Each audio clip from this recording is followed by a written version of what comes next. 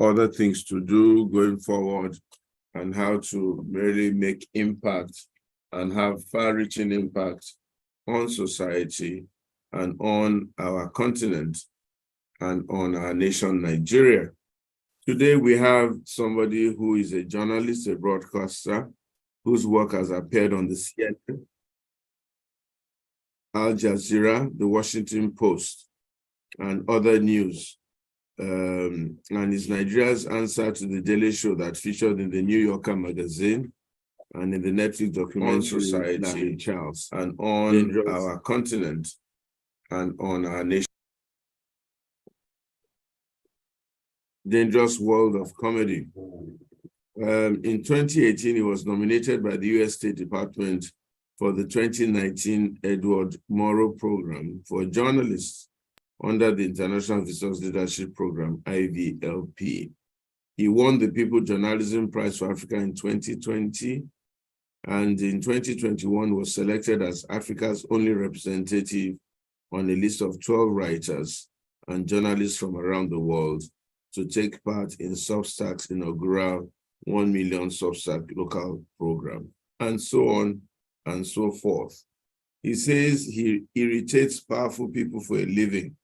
So currently he lives in exile under asylum protection, where he can be found tweeting his uncut and uncensored thoughts from his handle. Please welcome with me, David Hundeyin. David, you have to forgive me if I didn't pronounce your name well, and I think you have a lifetime opportunity to pronounce it well for us so that we can learn from that name. You say you irritate powerful people for a living. That's a very, very, very expensive and rewarding lifetime, but I congratulate you. And I won't ask you where in exile you are so that we don't blow your cover. But what it is a lot of people were excited when they heard that you are coming on the program. And I think you have quite a lot of followers all over the place. We're speaking today on new journalism in nation building. My name is Ituah Ighodalo, and I want to thank you for accepting to come on the platform today. But maybe I should start by asking you what your thoughts and your concepts and your ideas on nation building is. That's question number one. Then question number two, which you may choose to start from, is how did you find yourself in journalism and what inspired you to go into journalism? Also on the platform with me is our Vice President, Pastor Sonny Ene, First Vice Chair, and Second Vice President or Vice Chair, Jumoke Akindahunsi. They will also be chipping in as we go along on the program. So, welcome, David. And thank you for having me once again. Go ahead and tell us how you found yourself in journalism, and then what your concept of nation building is, and where Nigeria is on this issue of building a nation. Thank you. Okay, so thank you for having me, first of all. And I'll just jump straight into the question. So I trained classically as a journalist. So I studied creative writing and media, culture and society at university, which was a double honors program.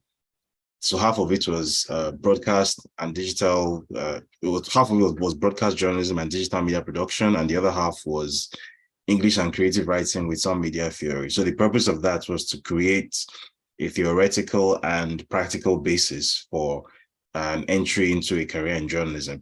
But it didn't work out like that in practice. So when I graduated from university in 2011. Between 2011 and 2017, I wasn't actually practicing as a journalist. So between 2011 and 2013, I was working in the UK. I was bouncing around a sequence of dead-end jobs, customer service roles, retail jobs, and eventually I landed call center role at KPMG, which, and in the end, I realized that I wasn't really going anywhere. So I returned to Nigeria in 2013 to sort of start again. And then after completing my youth service was at the broadcasting service of Ekiti State in Ado Ekiti. So technically, I did a bit of journalism there because I worked on the 7 p.m. news at EKTV. So I was a business news anchor. But when I came back to Lagos, I wasn't really sure what my career held in store for me. So I actually started off initially at Vanguard newspaper. I had an interview at Vanguard newspaper, but I basically pretty much did so well on the interview that they thought they were doing me a favor. They told me, look, we've seen what you've submitted and we know that we can't keep you. You're going to leave inside 6 months. So the deputy editor, picked up his phone and called a friend of his who ran a PR agency called Black House Media. So I ended up starting my career in Nigeria in PR. So people typically move from journalism into comms and PR and marketing. I moved in the opposite direction. I started in comms and PR and marketing. And what made me feel as if I would want to go to journalism started off in 2014 and 2015 when I was opportune to witness what they described as the presidential campaign between 2014 and 2015. Now, BHM didn't directly work on the campaign, but several of our sister agencies in that Ikeja area did. So I got to see sort of firsthand, very up close, what it was that actually went into campaigning and trying to make somebody president. And the one thing that struck me above all, there were a lot of awful things that I saw, but the one thing that struck me above all else was the power differential between the journalists and the people with money. There was a huge power differential. So I was coming from the British system where journalists are actually feared. They are not just respected, they're actually feared. In the UK, a journalist is viewed as a powerful person. A journalist is treated with care, is treated with respect, right? Because what they say about you on air or what they write about you can make or break you. And it's taken very seriously in that society. But in Nigeria, it was kind of the other way around. The tail was sort of wagging the dog. So you have the journalists rather chasing people and, it eventually, it all boiled down to this financial differential between the two. So the journalist is the one that is following the PR executive instead of the other way around. The PR executive is supposed to pitch the journalist. In Nigeria, it's the journalist that follows the PR executive because the PR executive has control over some budget that the journalist can benefit from. That's how it works. And even though I was working in PR, but I still felt as if this is not how it's supposed to be. This is a very unbalanced equation. So it would happen sometimes, for example. So I was a content person at the PR agency. That means I used to write. And I would put out maybe a press release or a little blog post or something. I would send it to our media partners and it will get published and not one full stop, apostrophe or comma has been changed in the piece. Exactly as you sent it to the media is how it gets published, right? And that's not how it's supposed to be. The journalist is supposed to, the journalist isn't even supposed to make it obvious that he has any kind of relationship with the PR agency. The journalist is supposed to take what you sent to him and then turn it into news, right? Write it up in news format. But you would just send something to them and they would publish it whole hard like that. Sometimes they would even publish the blurb at the end of the press release along with the story because that's just, your money buys you access to everything. So and then when I saw what the net effect was of this in 2015, I believe that the choice that Nigerians made in 2015, I believe that Muhammadu Buhari actually won the election in 2015. And I believe that that was an outcome that happened because I felt as if Nigerian media didn't do its job, as if Nigerian journalism didn't properly give people the information that they needed to make proper choices in 2015. I personally felt as if that was what happened. So even though I didn't necessarily know where my career was going to take me, but I knew that if I ever got the opportunity to dip my feet into journalism once again in the Nigerian space, I wanted to do it in a way that what I witnessed in 2015, people would have an alternative to that. So a couple of years, so I left BHM in 2016. I tried to set up my own private copywriting practice. It didn't really work out so well. So I went back to paid employment. And then in 2017, I got the opportunity to join Channels TV on the other news with Oke Bakassi. So technically, this wasn't journalism. It was political satire. But in a sense, it's also a form of journalism. So that was where I got nominated for the IVLP, and I got featured in New Yorker, and a few doors opened for me. So I started doing some work in the international space. So I was working with Yahoo Finance, CCN, a couple of big foreign websites. And in 2019, after about a year of doing this on my own, in 2019, I realized that, I'm not doing any work in the Nigerian or in the African space. And I was physically located in Nigeria at the time. So why don't I start pitching my editors more, Nigerian and African content? So I did that, and a couple of things that I put out were very successful. And then a couple of Nigerian publications started reaching out to me, like Business Day and a defunct entity called The Scoop. I started doing weekly columns with them. And then from there, I started sort of migrating more and more toward Nigerian journalism as against the sort of European American stuff I was doing. And then in August 2019, I did my first ever investigative story. It was a story about Badagry General Hospital. And from there, it just didn't stop. Each story got bigger than the last one. Each personality that was taken on the story got bigger than the last one. And I just didn't stop. So going into 2020, when I found myself, taking on people that apparently were never supposed to take on. So, people like entities like, telecoms companies whose names I won't mention, FMCGs, even oil companies.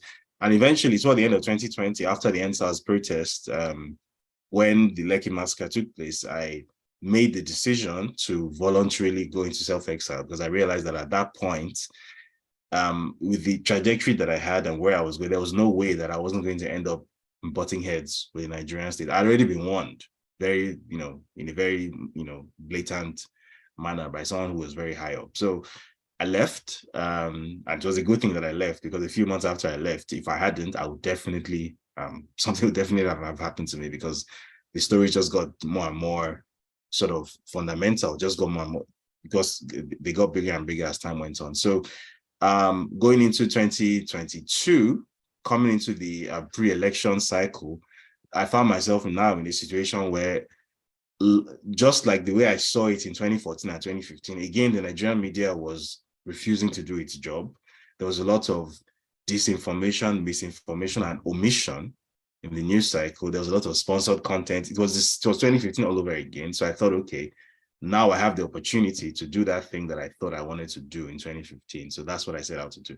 Now, the second question was, what is my opinion, that my position on nation building, and where do I think Nigeria is in that process? Well, I think there are two major ingredients that are involved in nation building. The first is the material stuff, the functional stuff. So the actual process of building up a state, the institutions of states. And then the second, I believe, is the sort of intangible stuff, the cultural stuff. So I believe things like this event, this series that we hold here is part of the cultural, intangible stuff which goes into nation building. Now, the tangibles, I think, often get more airplay. So the ability to the three tiers of government, the levels of government, the functions and roles of different arms of government, the institutions, the judiciary, the legislature, the executive, the state, the federal, the local, and then the many ministries, MDAs, and whatnot. I think that often gets a lot of airplay when we talk about nation building, but the cultural aspect of nation building, the intangible stuff, the stuff which is not necessarily written anywhere, like this, I think plays just as important a role rather in nation building. And how it does that is it informs the way that people even think about what Nigeria or what their country even means to them at all. So I personally, for example, I believe that a large part of the reason why Nigerian political office holders, by and large, behave a certain way is because Nigerian political office holders do not have any basic understanding or respect for the concept of Nigeria. Nigeria is basically a market. So it's basically go in, grab all you can, it's your turn. And once you lose your turn, you might never get it back. So go in, grab all, everything you can, give nothing back. And, so, and that's a cultural thing. So I think that in the never-ending process of nation building, because I don't think there's ever a point where you can say a nation has been built and that's the end. I think even nations like the US are still going through a building process. It never stops. But in the never-ending process of nation building, I think the cultural inputs into what informs how people interact with those tangible physical institutions and elements of state, I think, are potentially even more important than the tangibles. And I think that's what things like what you are doing here hope to accomplish. I mean, I stand to be corrected, but that's my reading of the situation. Thank you very, very much. How long do you think you are going to be in exile? And what's your reading of Nigeria right now? Where are we in Nigeria? And why do you think we are where we are in Nigeria at this point in time?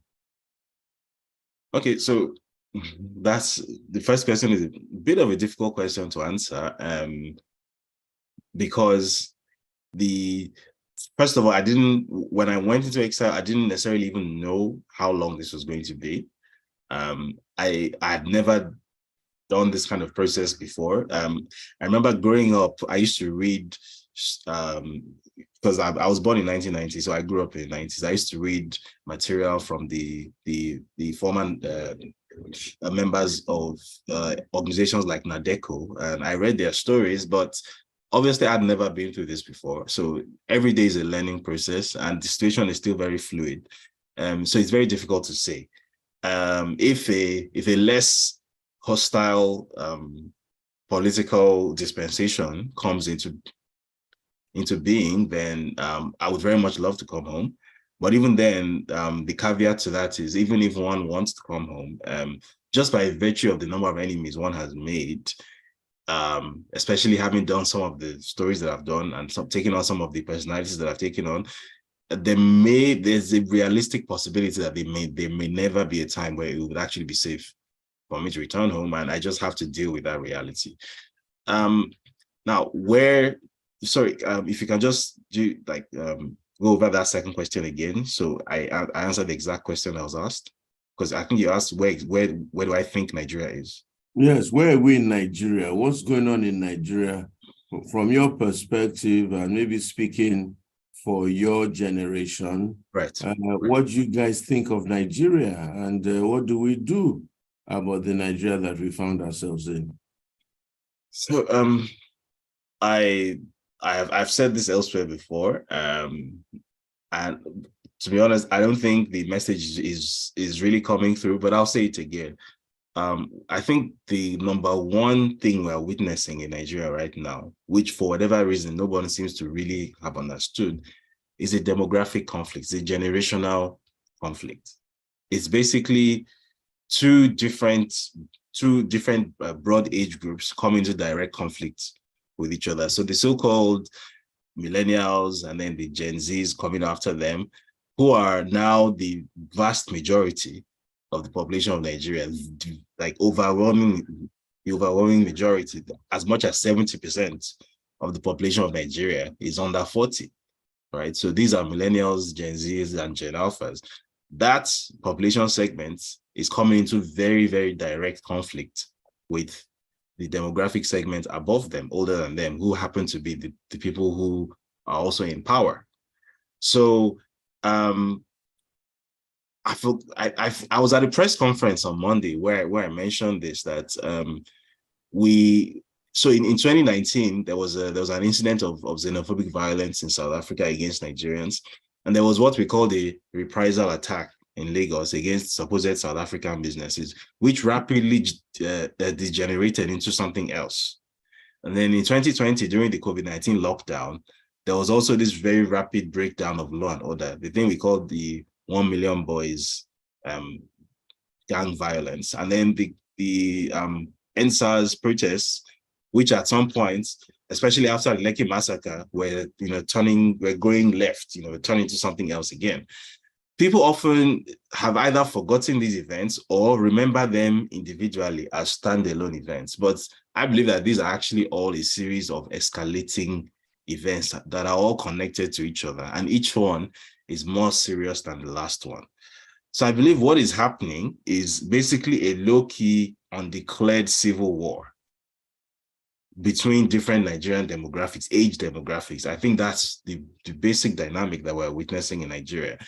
And the fact that the Nigerian system is so unwilling to even acknowledge that this is what is happening, I think is a very dangerous thing. I think when you have a country where the median age of Nigeria is just 18.1 years of age, and yet the average age of Nigeria's political class, I believe, is something like 58 or 59. So if you claim to be a democracy, as we claim to be, an electoral democracy, and the definition of democracy is government of the people, for the people, by the people, and you expect the leaders in a democratic system to be representative of the led, then by that definition, you can make an argument that Nigeria is actually not democratic at all. And very interestingly, even officially, Nigeria is not officially recognized as a democracy internationally. It's recognized as a hybrid authoritarian regime.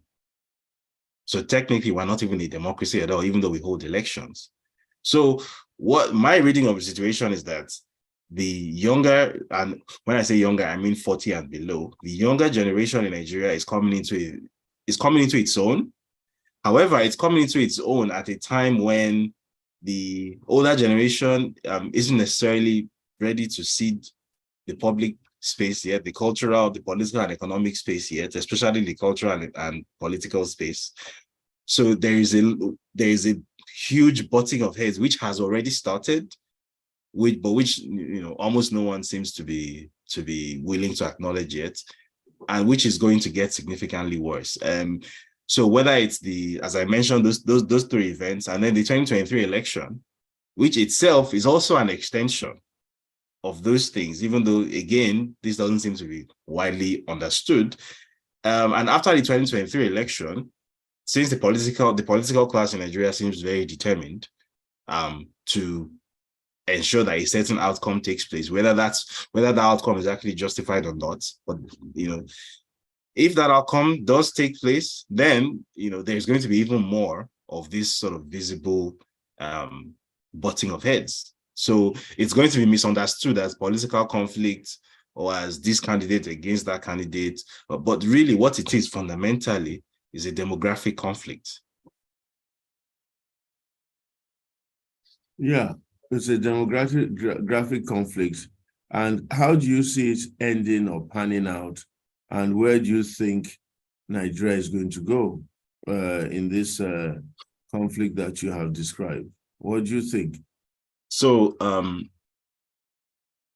it has never happened in the history of humanity that when two generations collide, that the older generation wins. It never happens, because basically the younger generation doesn't really have to win per se. They just have to wait out the older generation. That's just the very nasty British way that nature solves these problems. However, in this case, the quote-unquote older generation, and I use that term very loosely because somebody who is 50 isn't an old person, but for the purposes of this conversation has to be classified along with the older generation.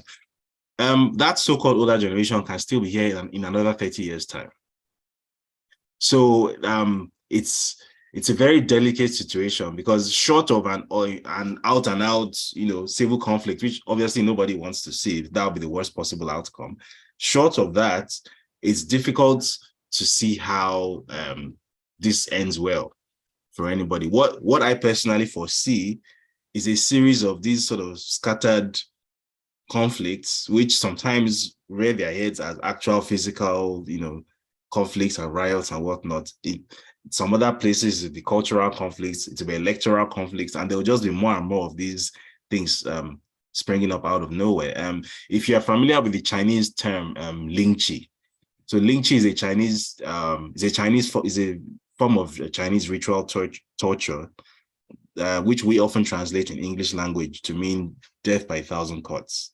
So in Lingchi, what they do is they drug the victim with something like alcohol or opium, and then slash the victim, like deep but shallow but wide slashes across the victim's body. So the victim basically doesn't lose a lot of blood at once, so death doesn't come quickly, right?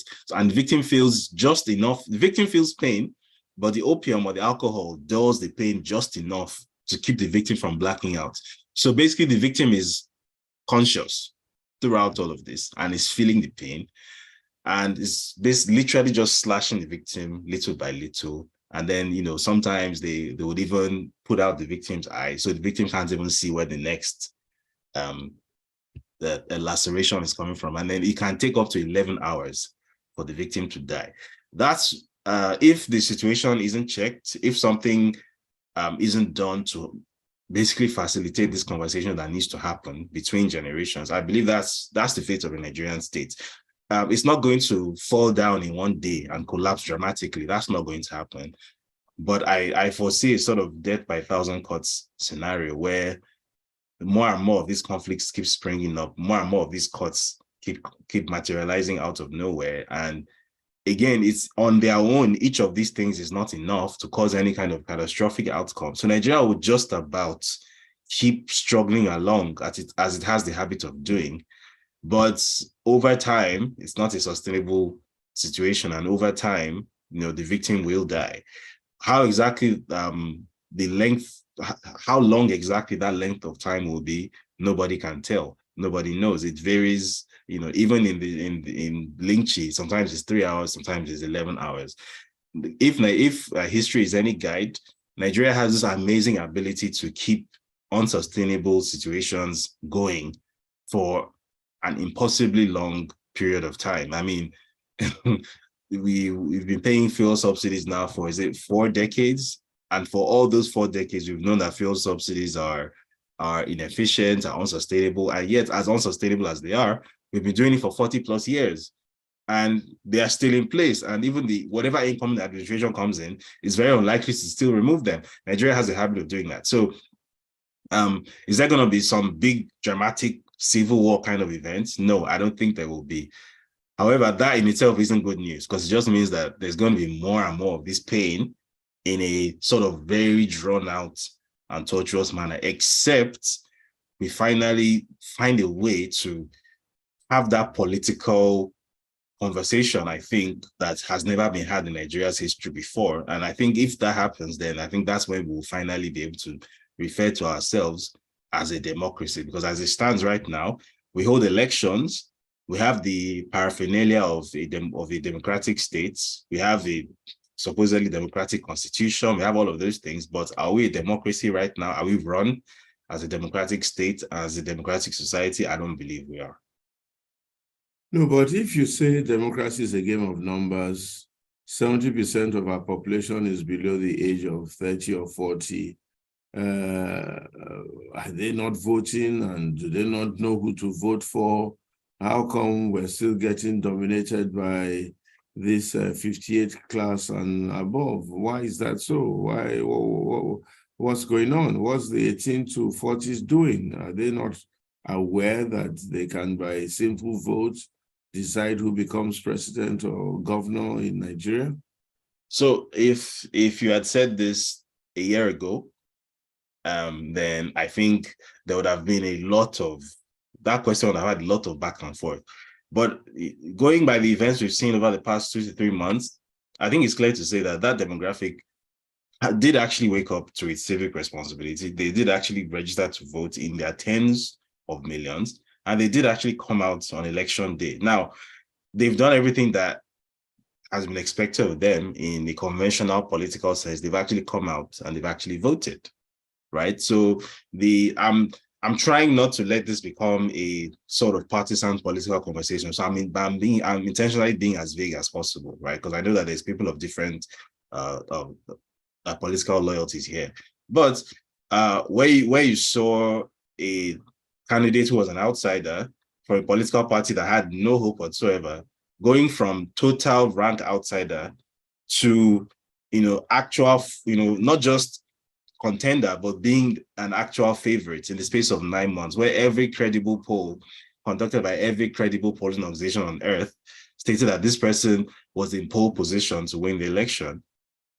And all the available data, which has been released, shows that this person should have won the election. But then INEC simply made an announcement at 4 a.m. that wasn't backed by its own data.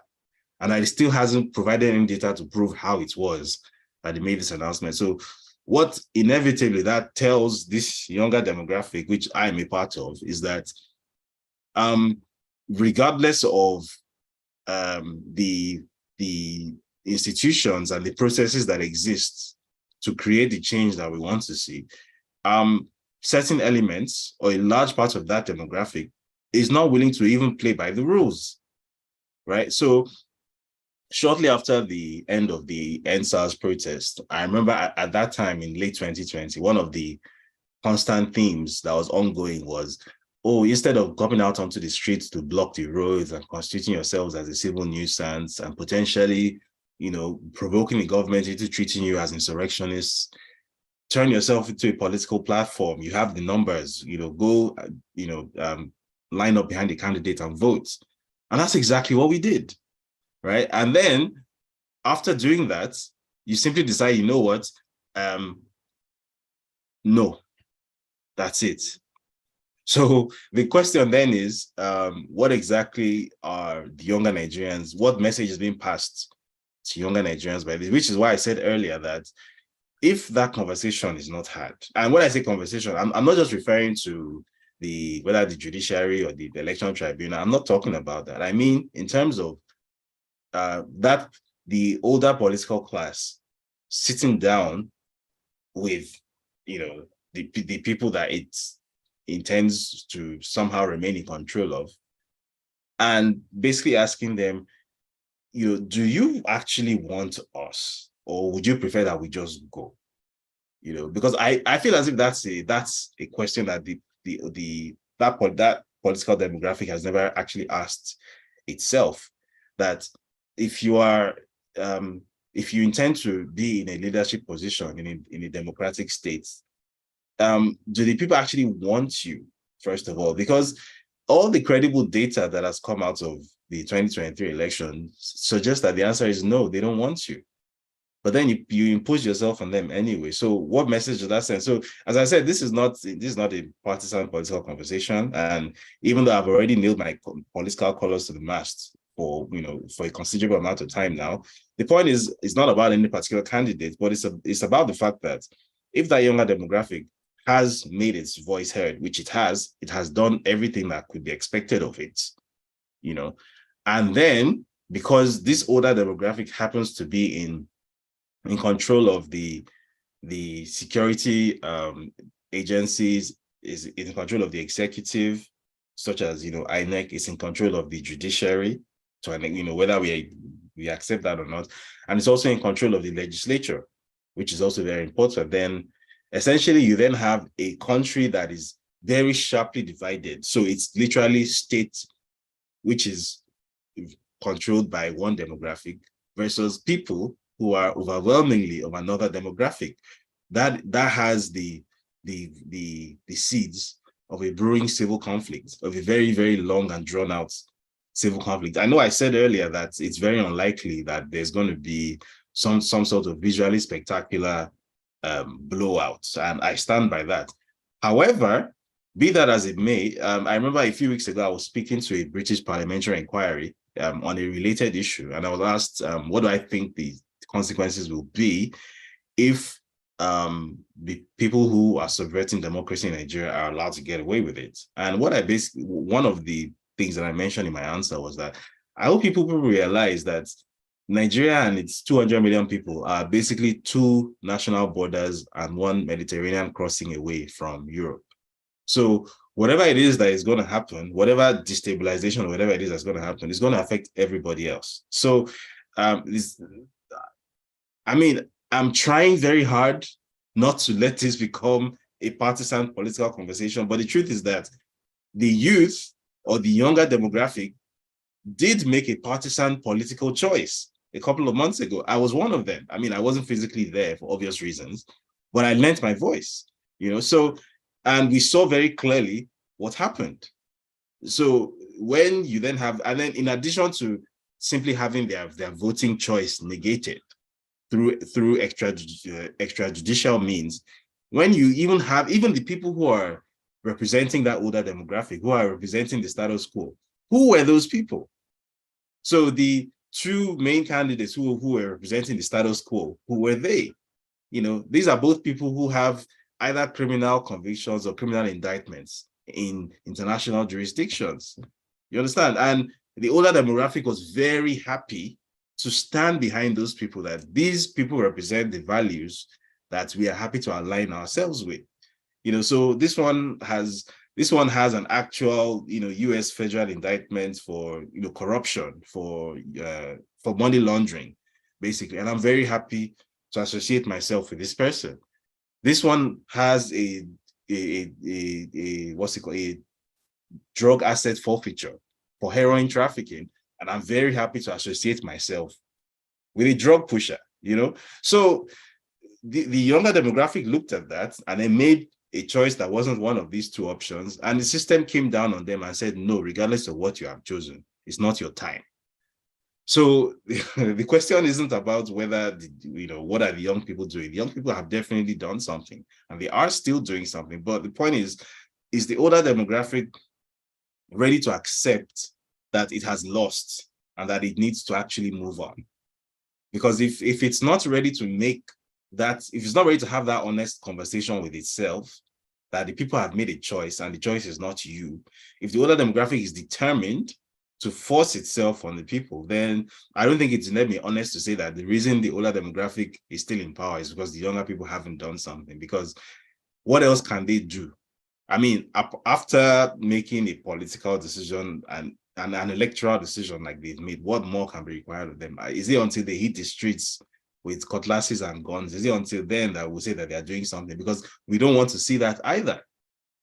So I think the onus is actually on the older members of the political class to look at themselves in the mirror at this point in time, that look, we have been in control for how many decades now? Whether or not we think of what we have done as failure or not, the point is that the people have made a decision and we have to respect that decision. Now, if they're not ready to respect that decision, then that's a whole other conversation, which I don't think is covered within the limits of this conversation, but we'll see what happens. Well, let me push you further, and I know that you're struggling not to be political, and I respect that. Okay, but there must be something that has gone not quite okay. If you say, and I don't know whether you have proof, that indeed the younger generation made a political statement and voted in a certain direction, is it that their votes did not count? Is it that the process was tampered with? Or is it that they voted, but they didn't have enough votes to really carry the day? What's your own, I don't know whether you have practical evidence. So, I mean, I think this was yesterday or 2 days ago. I'm sure you've seen the story that was published on, I think it was the BBC.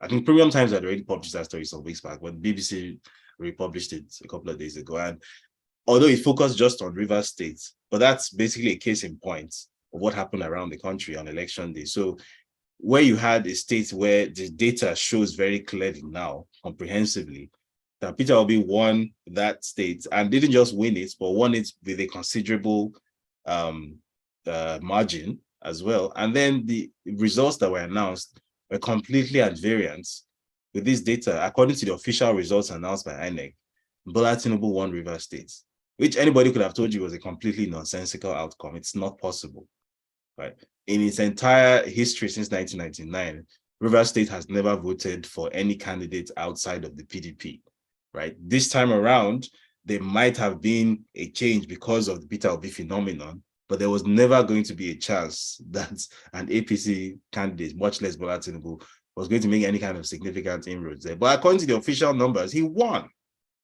completely nonsensical. It wasn't true. And now INEC's own data from his IREC server, from its IREF server, shows that he didn't come close to winning.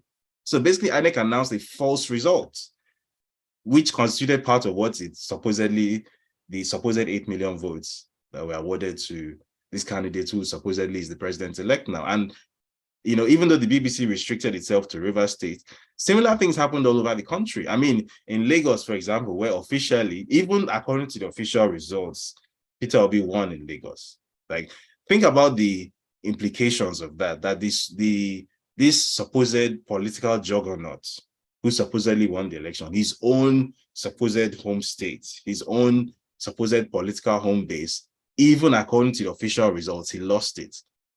And those official results were heavily tampered with. So again, I'm sure in the coming few days, you're going to see more and more of these results coming, especially as the petitions pass through the tribunal. The numbers in Lagos were nothing close to what was announced. So in Lagos, it was made to look as if, there was a gap of maybe 100,000 or so. It was more like 800,000. It wasn't close, right? This was what happened during the election. So the idea that this candidate won the presidential election is a completely nonsensical idea. It's not true.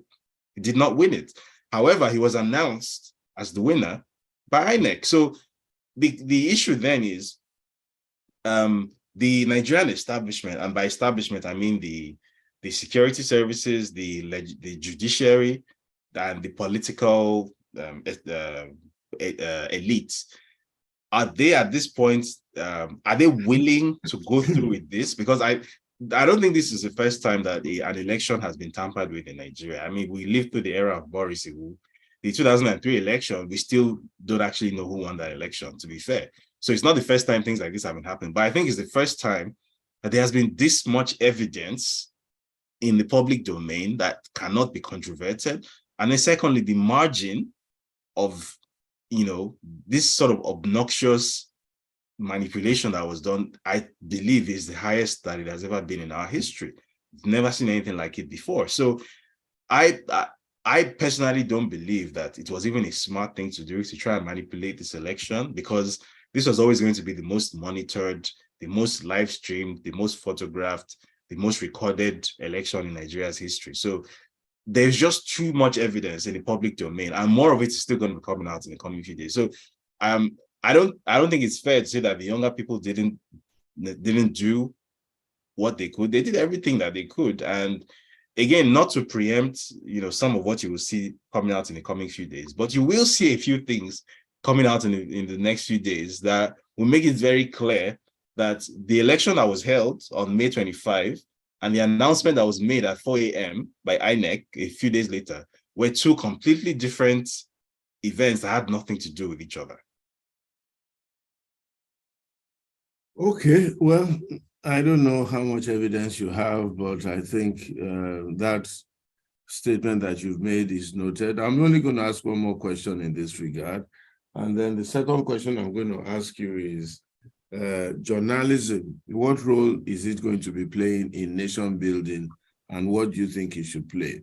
So if, for example, the conjecture that you have made or the ideas you suggested is true, in that the certain generation voted a certain way, the results were manipulated and things like that, why do you think Nigeria has consistently allowed and seems to be allowing this kind of thing to continue? What is that spirit, or what is that ethos, or what is that thing that just makes Nigerians say, well, okay, some people can just do whatever they want, and the rest of Nigerians doesn't really matter? Why do you think, is there not a conspiracy somewhere, or what is it, and what really can be done? So let me start with the second question. I'm not so sure. I mean, you could describe it as a conspiracy, but describing it as a conspiracy, I think, will be to give it credit that it doesn't deserve. I think, as against being a conspiracy, it's actually more of just a habit. So I mentioned earlier that officially Nigeria is classified as a hybrid authoritarian state, not as a democratic state, not even a troubled democratic state, a hybrid authoritarian state. And the reason for that is, if you check the definition of hybrid authoritarian state, it means a state that hasn't completed the transition from military dictatorship or from one-party authoritarian rule to democracy. And that describes Nigeria very, very, very clearly. I think over the decades of the successive military administrations that were in charge of Nigeria, what happened was Nigerian political culture became infected with military authoritarianism. So people often forget, for example, that before Abacha died, he was actually in the process of transitioning himself into a civilian, democratically elected dictator. It's just one of these stories which has unfortunately been lost to history. There used to be something called YEAA, Youths Earnestly Ask for Abacha, which was led by a fellow called Daniel Kanu. And what the purpose of that organization was to try and artificially create this sort of completely contrived, manufactured, wave of support for Abacha's transition to a civilian president, which was completely nonsensical. Like, nobody really wanted Abacha to be their president, but it was a thing that was going to happen, if not that he very fortuitously dropped dead when he did. And he didn't just want to transition himself to a civilian president. He had also lined up his son, Mohammed Abacha, to be the person who would take over from him. So if he had died in 2020, there's every possibility by now we'll be referring to Mohammed Abacha as the President Mohammed Abacha, as ridiculous as that sounds. So Nigeria's political culture is, or let me rephrase that, Nigeria's democratic culture is still very, very adolescent. It's still very young. And it hasn't shaken off the vestiges of the military. Under Abacha's transition plan, the so-called elections that he was going to hold, he was going to be the sole candidate, right? So it was like a show election. So he would call it an election, but nobody was allowed to contest against him. So he was going to be the sole candidate. There was going to be more than one party. So you call it a multi-party election, but he's the sole candidate, consensus candidate that has been adopted by all these parties. So he comes in as a civilian, democratically elected president, right?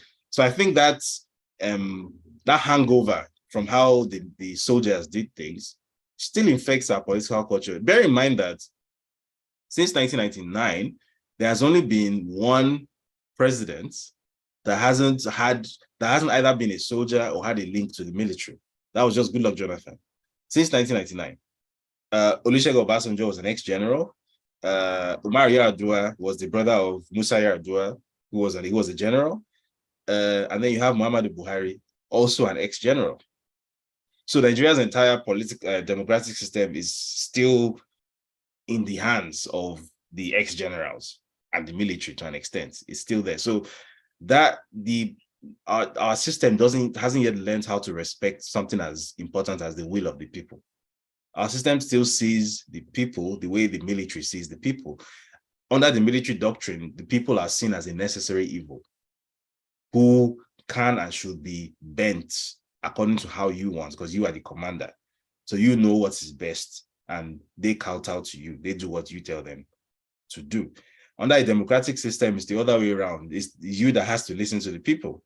But these people haven't gotten that idea into their heads yet, because Nigeria is still a hybrid authoritarian state. So I think it's going to take 2 or 3 successive Nigerian presidents who have never had any interaction with the military before Nigeria will start to even get to the level of even where Ghana is, right? Because I think Ghana is at that level now. Ghana is a country where, ever since Jerry Rawlings handed over, I think that was 1999, or was it 2000?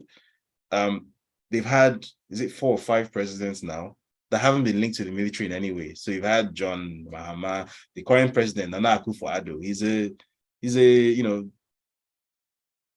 foreign educated, soft-spoken gentleman. He has, to the best of my knowledge, you understand? So in Ghanaian political culture, and I'm a bit familiar with Ghanaian political culture because I spent a bit of time in Ghana some years back. Their elections. On election day, you will not see people running around with guns, snatching ballot boxes and doing all that kind of nonsense. And the few times that the election results are disputed, the post-election tribunal holds, and it's televised. As far back as 2012, their election tribunal was televised, live telecast of the whole thing. Everything is transparent because they actually respect the concept of democracy, the will of the people there. We are still maybe 20 or 30 years behind where Ghana is right now. So I think it will still take a few more actual civilian presidents, not ex-dictators or ex-generals, before we get to that level. So I think that's the issue. The issue is that our system is still very much a military influence system. Even the constitution we're running, which says we the people, was not actually, in fact, written by we the people. It was written by a military decree. It was a military fiat, which was imposed on us. And then they wrote we the people on it, even though we the people had no impact, had no input into the thing.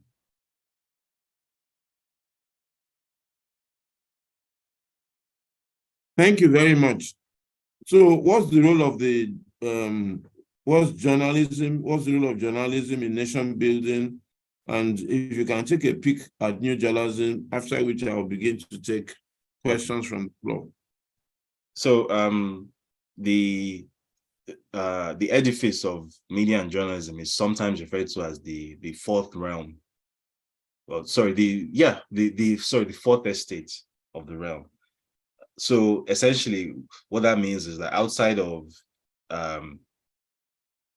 formal state institutions, the one institution which is very extremely important to keeping cohesive society going together is the press, it's the media, it's journalism.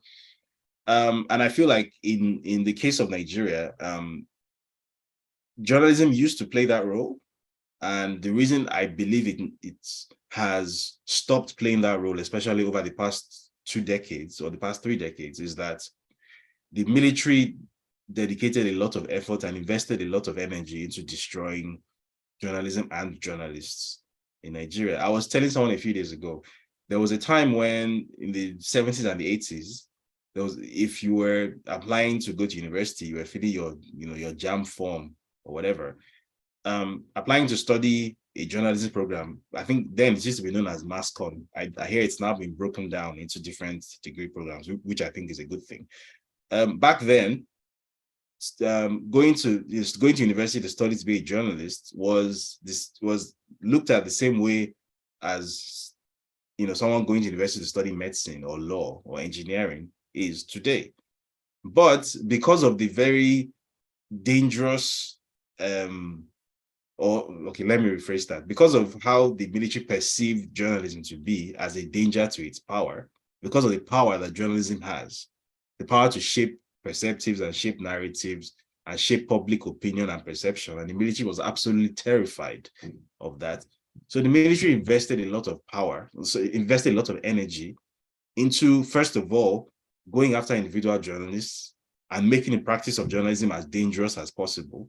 So you had journalists receiving letter bombs, people like Dele Giwa, who is the most famous example. But apart from Dele Giwa, you had dozens of journalists who were beaten up.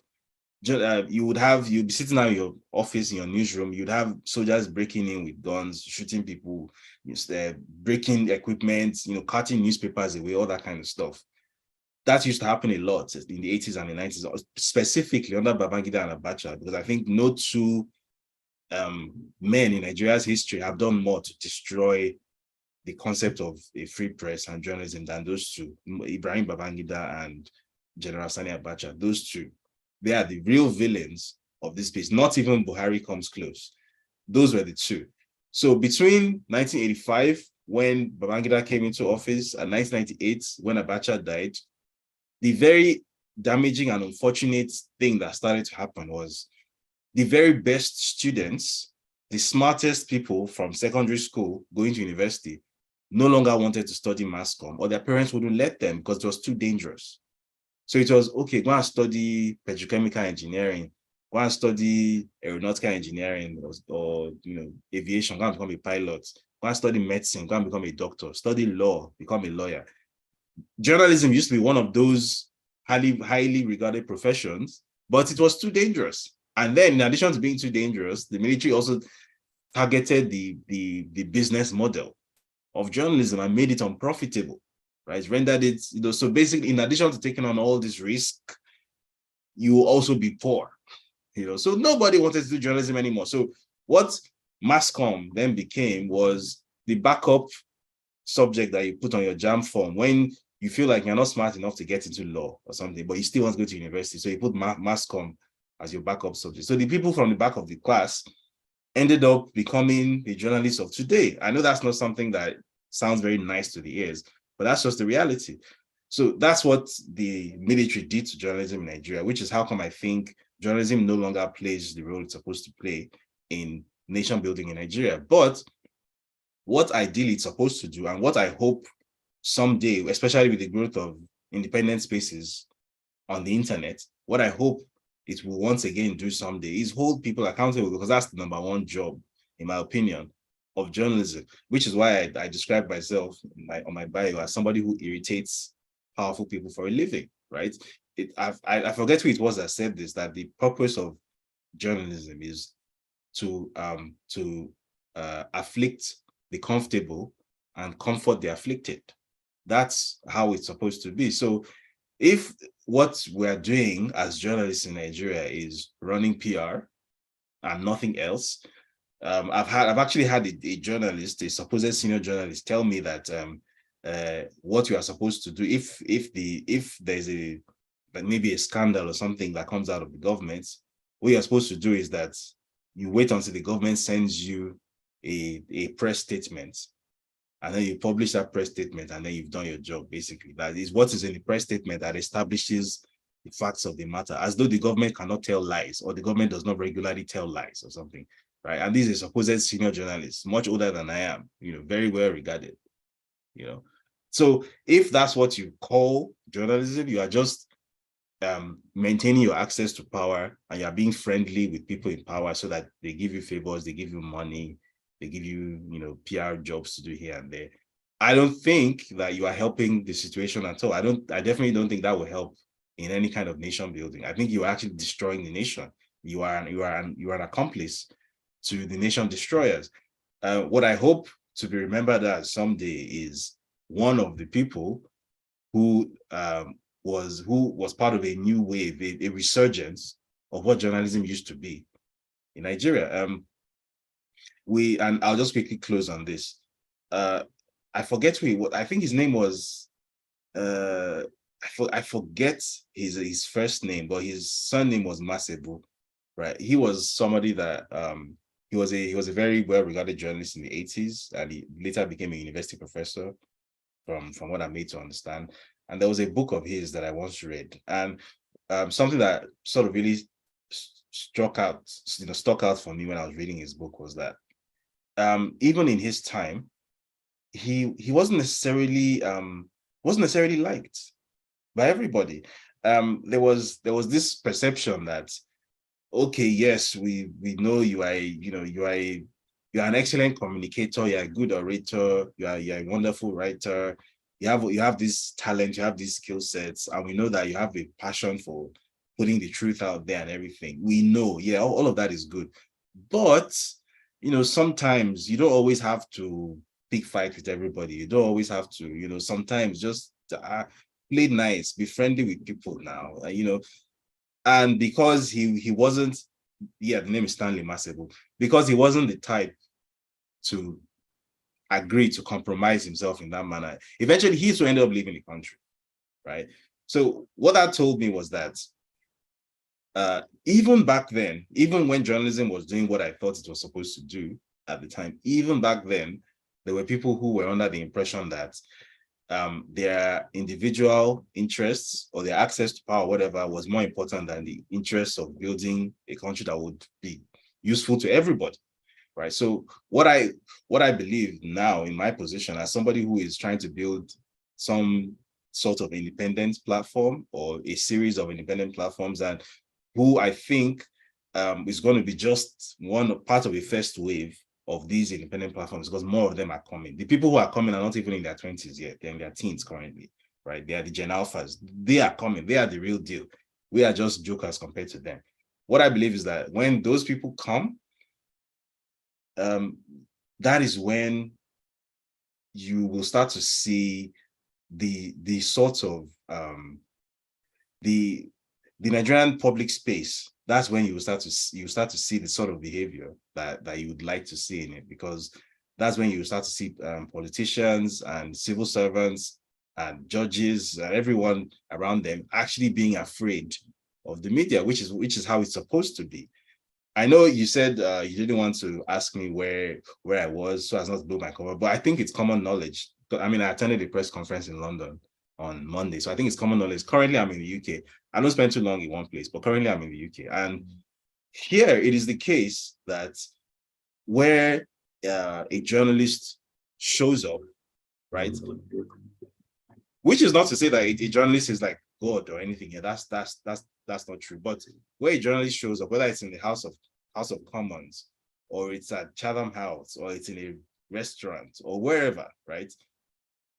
What people are desperate to do is to try and communicate to the journalists that this is what we are doing right? Nobody is trying to dictate to the journalist or trying to talk down to the journalist, or especially trying to offer journalists money. Nobody's trying to do that, at least not publicly. In Nigeria, it's the exact other way around. And I believe that that is a very core part of what needs to be changed if we want to, quote unquote, build a nation. You can't build a nation, especially not a democratic one, without having a free and independent and powerful press. So, you know, hopefully I see it in my lifetime. Hopefully. There are a lot of things I want to see in my lifetime, but, you know, wishes aren't horses. I pray that you see it in your lifetime, because otherwise it will be very, very dire for quite a lot of people. Thank you very much for your clarity of thought and all the things that you have said. Some people want to ask some questions. I will allow them. There's 3 hands up right now, and I'd like you to take all the questions at once. I just ask them to speak for just 1 minute, go straight to the question, and then you will please respond. But I'm going to be asking you later on for definite solutions, deep dives, as to, from your point of view and perspective, what is the way forward for Nigeria? What should the average Nigeria be doing? What should Nigeria as a country be doing? And what can we on this ALG platform further do to contribute towards the Nigeria that it should be? Then again, I think you missed out Buhari. Buhari's regime was a bit hard on journalists. They had something called Decree 4. I don't know if you remember that, which really came hard against journalists. And 2 of my good friends, Irabo, Nduka Irabo, and Sheiks is on the platform. It reminds me the name of the other guy, King's College old boy, were jailed very notoriously and very publicly. And there was a big hue and cry about it.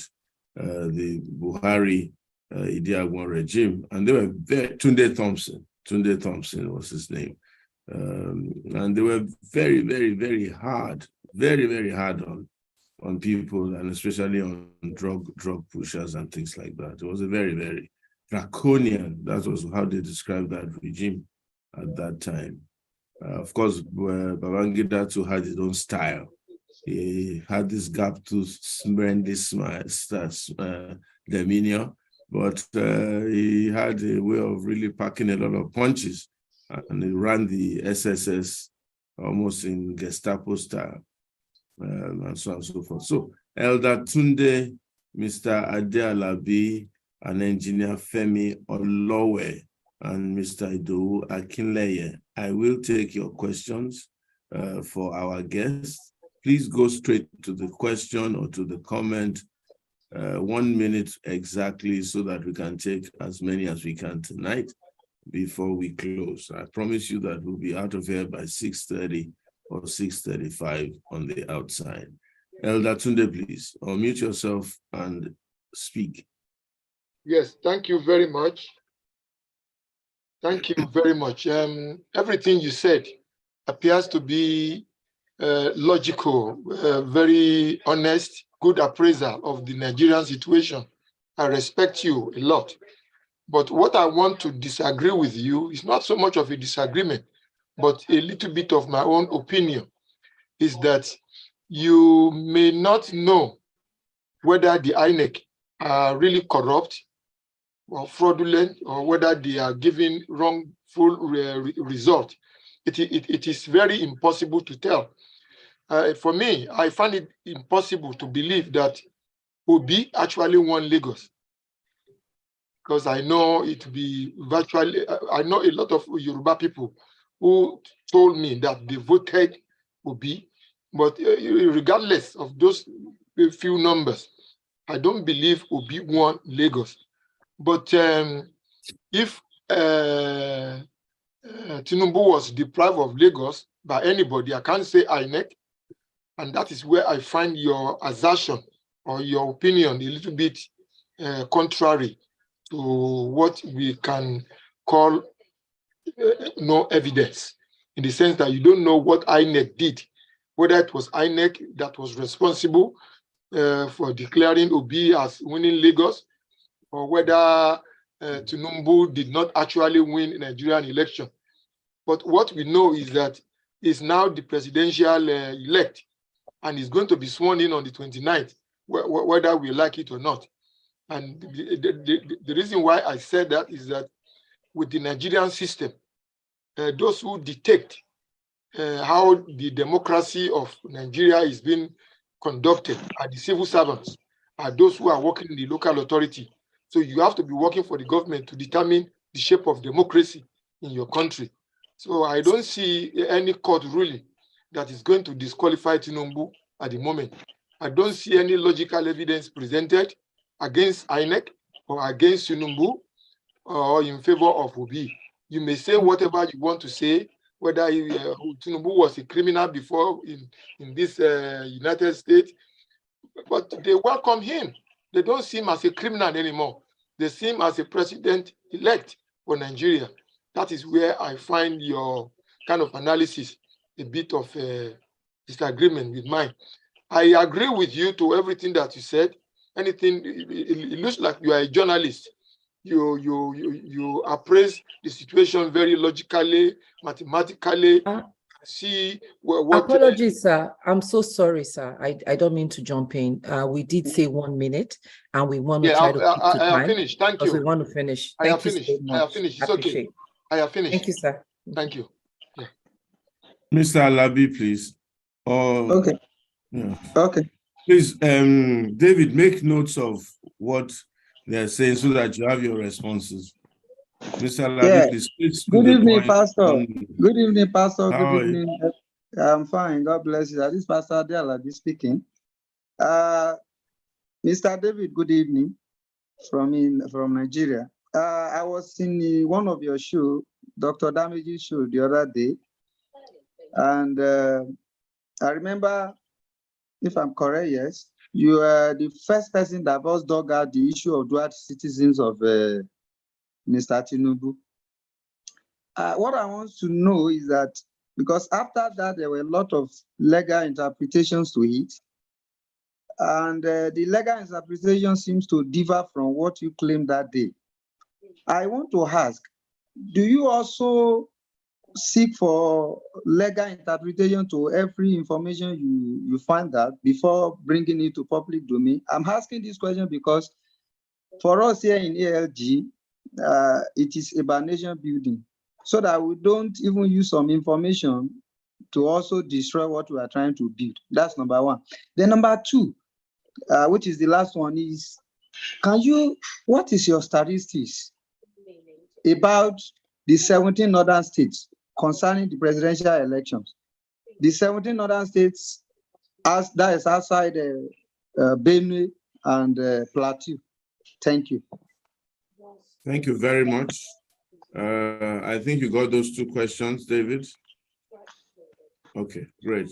Engineer Femi Olawe, please, straight to the point. Thank you.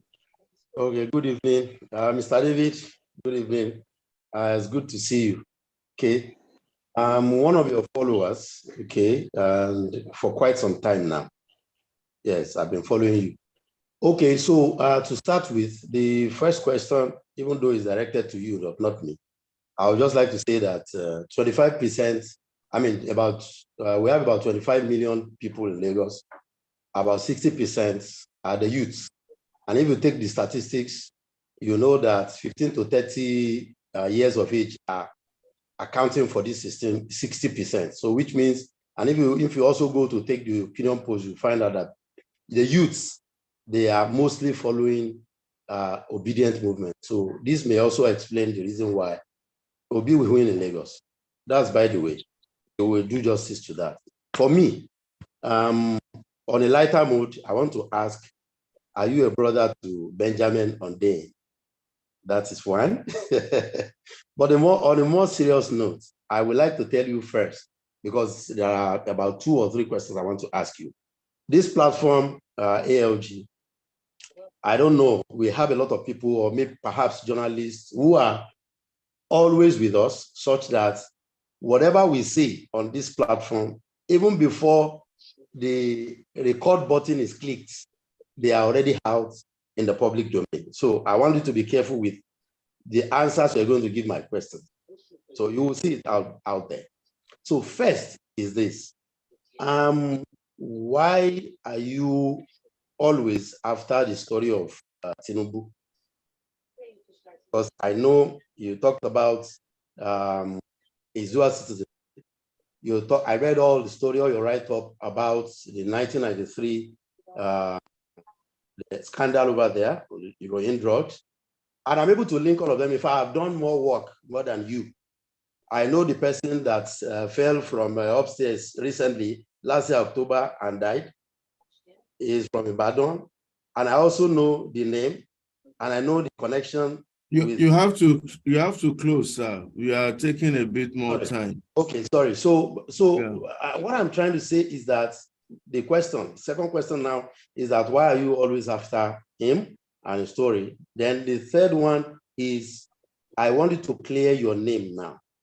I know what could happen when you are after the powerful, you can be set up.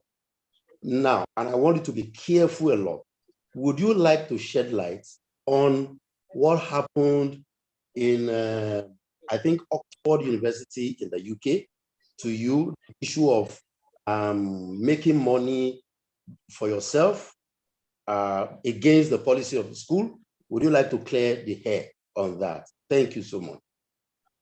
Thank you very much. I think those are 3 questions, 3 people. Mr. Clay, I'm going to appeal that you just please hold on a little so that he can respond to these questions so that we don't lose the trail of them. Thank you. David, please go ahead.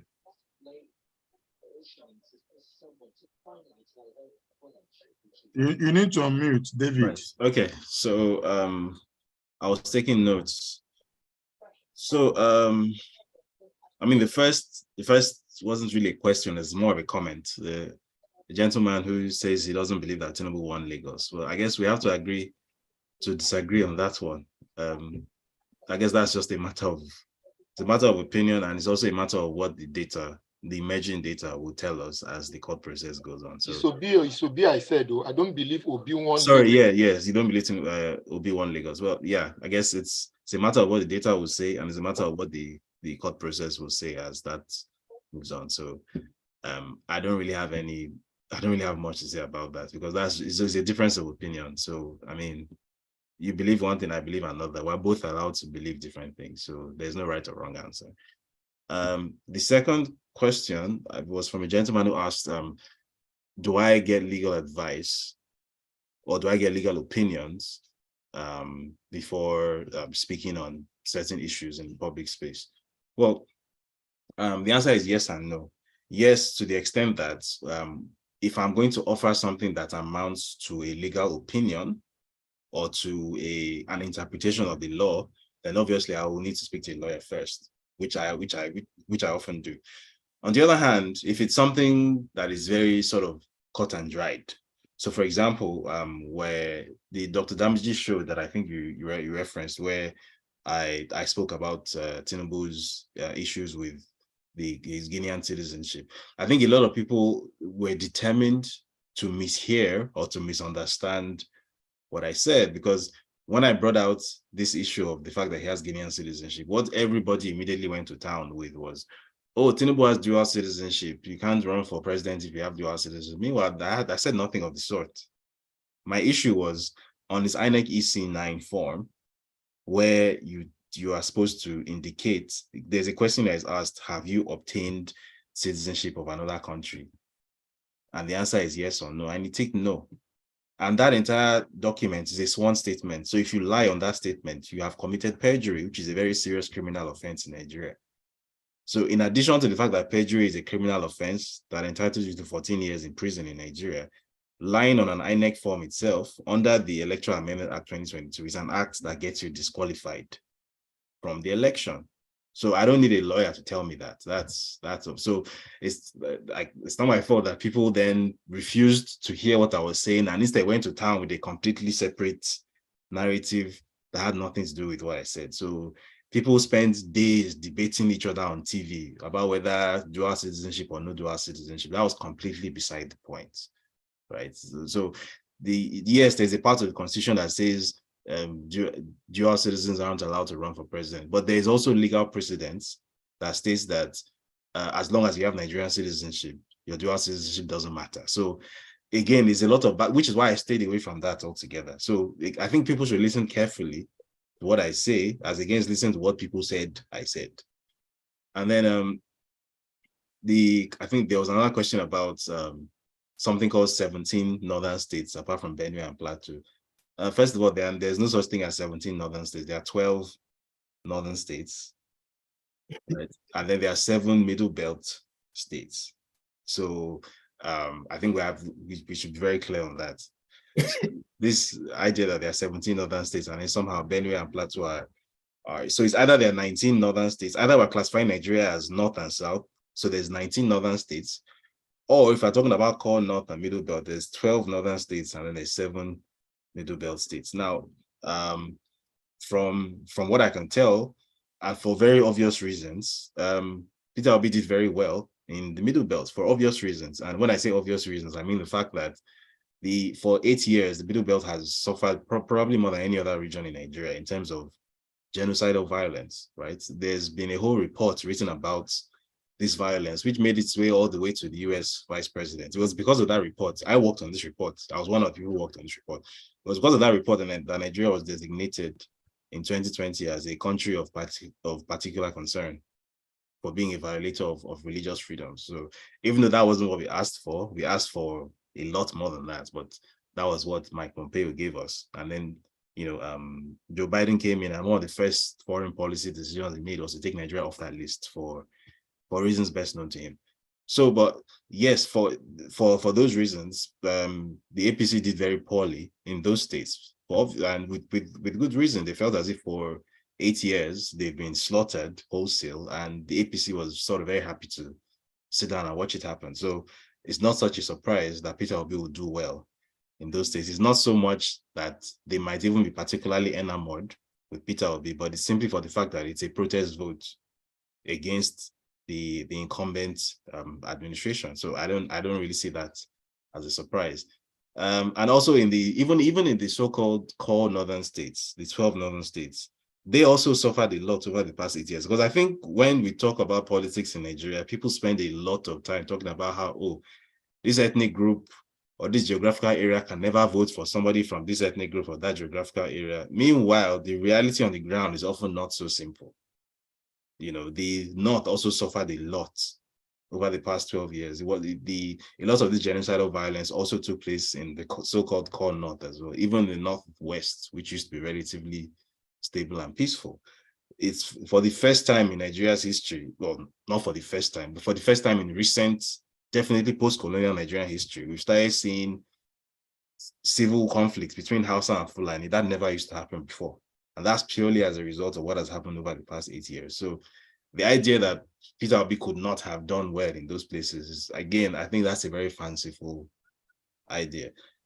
Then next question was, am I related to Benjamin Hundeyin? Well, it's not something I like to advertise publicly, but yes, I am. We're cousins. There's only one Hundeyin family. So if you ever see anyone that has that surname, it's definitely a family member. There's only one Hundeyin family anywhere in the world. So yes, he's a cousin. He's a first cousin, actually. We share a grandfather. However, because we're on different sides of the ideological fence, and obviously he's in government, I am not. So there's a bit of a firewall between us. So maybe one day, if he's no longer in government, and one day, if I've also left the career that I'm in, maybe there'll be more of a relationship there. But for now, for obvious reasons, there has to be a firewall there so that I don't interfere with his job and so that he doesn't interfere with my job, because, it doesn't end well. The next question was, why does it seem as if I'm always after Bola Tinubu specifically? And I think I've answered this question before several times. It's a very simple answer. And the answer is that he was the candidate of the incumbent party. So statistically, when you look at African elections, the incumbent party, I think the probability of the incumbent party winning the election is something like 85% or so. If you look at African elections over the past 20 plus years. So if the candidate that was on the ticket of the incumbent party is this person, then that means that this person has a very good chance of becoming president. Now, obviously, everybody knew who I was supporting in the election and who I thought would win, and who I think did win.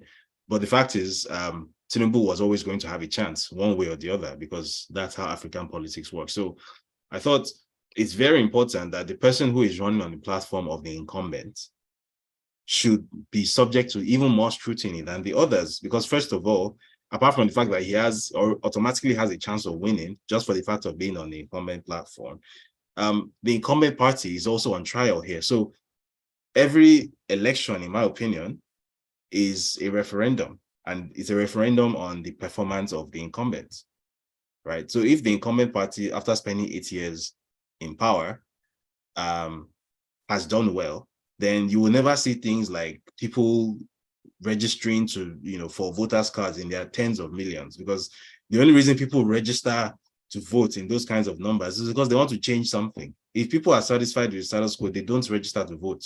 That's true in Abia, that's true in Texas, that's true in Sokoto, that's true in Switzerland. That's just how voters behave everywhere. So the incumbent is on trial.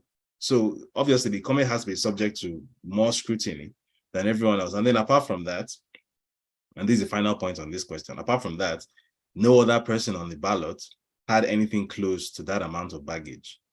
He had by far the worst amount of baggage on the ballot.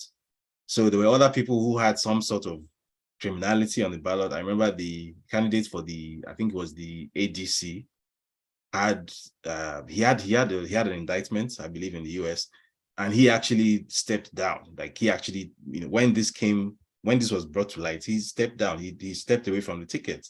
Then you had the PDP candidates who also had an indictment for money laundering in the US.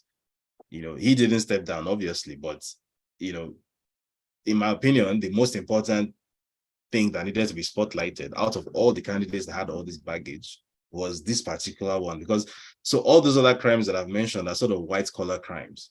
So stuff like, contract inflation, money laundering, white-collar crimes. But when you're talking about something like drug trafficking, that's a whole new, apart from the white-collar crime of money laundering, which is already implied in drug trafficking, that's a whole other level of criminality, right? So I thought that this is very important, that this must be spotlighted. Nigeria, you may or may not have noticed, over the past 20 plus years, 25 years, has basically, Nigerian political space is getting captured by not just criminal-minded people, but actual criminals. People who have actually done time in jail are in governor's lodges, they are in state houses of assembly, they are in the federal House of Reps, they are in the Senate. There are plenty of them. The current or the outgoing Speaker of the House of Reps, Femi Gbajabiamila, he has legal issues in the US. The Deputy Senate President, Ovie Omoagege, same thing. The current Ogun State Governor, Dr. Abiodun, has done time, in jail. The former Delta State Governor, James Ibori, he was an attendant at a Halford here in the UK. He got jail time for stealing out of the cash register. Dipre Alamiesia, who else? There's so many names like that. The Nigerian political space is literally getting captured by people who should be on, in a prison cell, who have been in a prison cell. So I believe that if there's 200 and something million Nigerians, and the vast majority of us have never done time in a prison cell before or something, I believe that there's plenty of choice out there. So of all the people that we can have to be the president, no less, why must it be a criminal and ex-criminal? We can do so much better than that. We have so many. The one thing Nigeria doesn't lack is people, human resources. We have them in excess. So we can clearly do so much better. So I thought that was important. And then the final thing was this whole issue about Oxford. And I'm happy you asked that question, because it's been very upsetting to watch how certain narratives sort of develop a life of their own.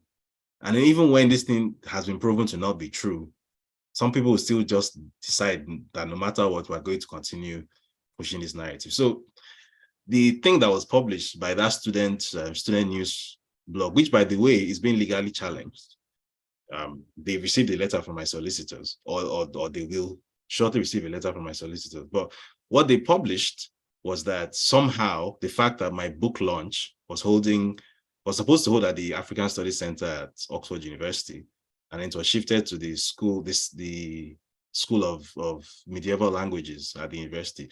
It was advertised as a paid event, right? This wasn't hidden. There was a flyer. The price of admission was written on the flyer, that to get admission to this event is £30. It was there.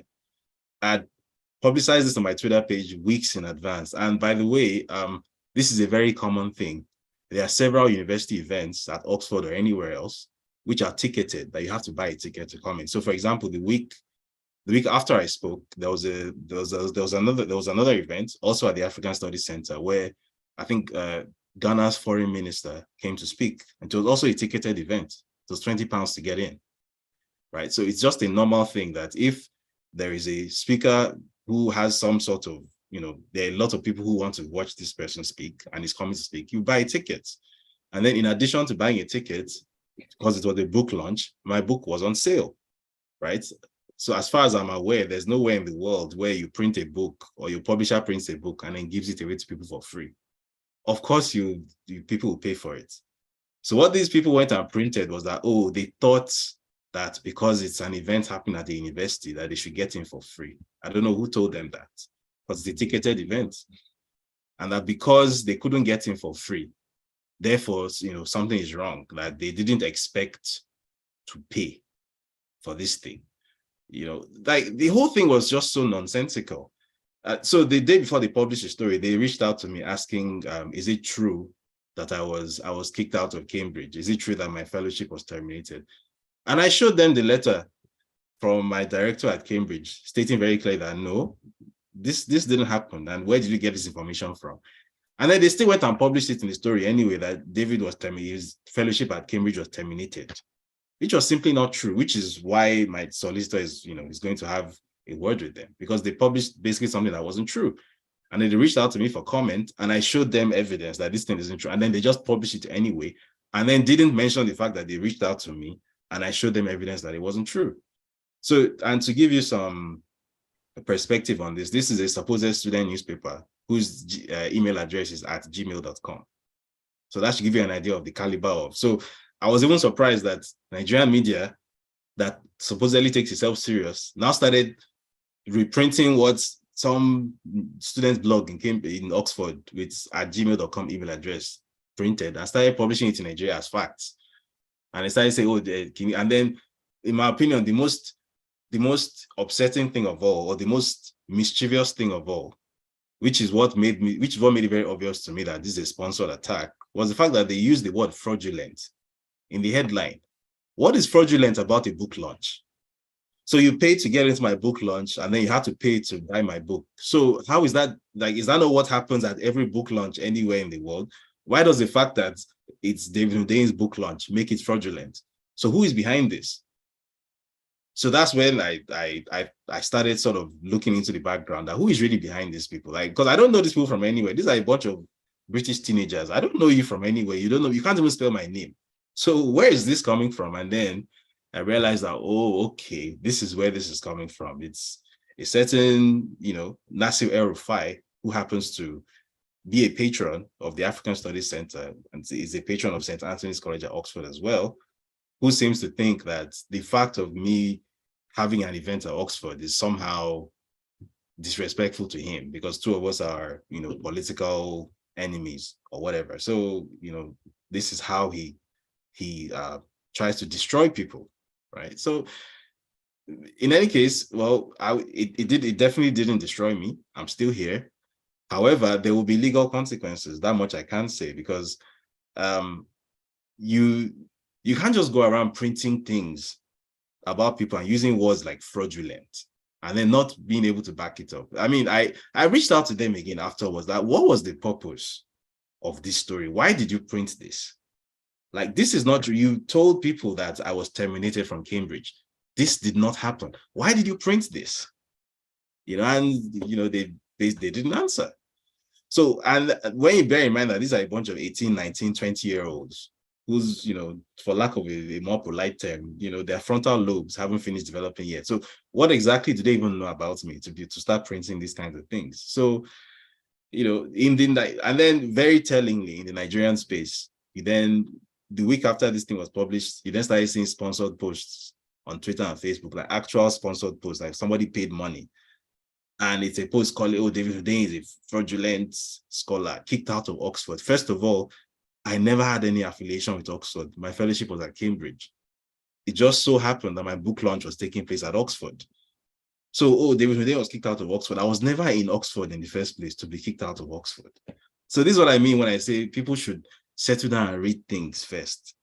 Instead of listening to what people said, because people say a lot of things. I see this a lot as well, even when I write stories, and then I'm reading the reactions to my stories, and I realize that 80% of the people who are reacting to the story did not read it. Even the ones supporting me, they didn't read it. They just read what people said.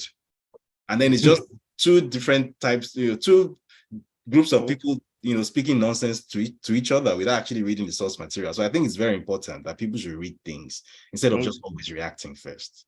Okay, David. All right. No problem. We need to be on the move and we need to close. Yes. And I still have about 6 people who want to ask you questions, including one question from the YouTube. So I'm going to ask Jumoke Akindahunsi to take a quick announcement. Then she can take the next round of questions, starting with Mr. Akinleye. There's a lady called H.O. There's Bayo, Afolabi Ajidahun, Abiola Sapo, and Oluseyi, and that will be that. We're not going to take any more questions after that, and we will close this program. So, Jumoke, please take your announcements. Let us have the question from YouTube. Then Mr. Akinleye will come up, Madam H.O., Bayo, Afolabi Ajidahun, Abiola Sapo, Oluseyi. Please, strictly 1 minute maximum conversation time. You don't need to say hello to anybody. We are all well greeted. And David, when they have asked their questions, respond, and then let us have your closing remarks. I want to thank you very much. Jumoke, over to you. Thank you, sir. Uncle Olu, can you please play the video, or is it Faye that has it, the announcement? Okay, I'll play it now. Thank you.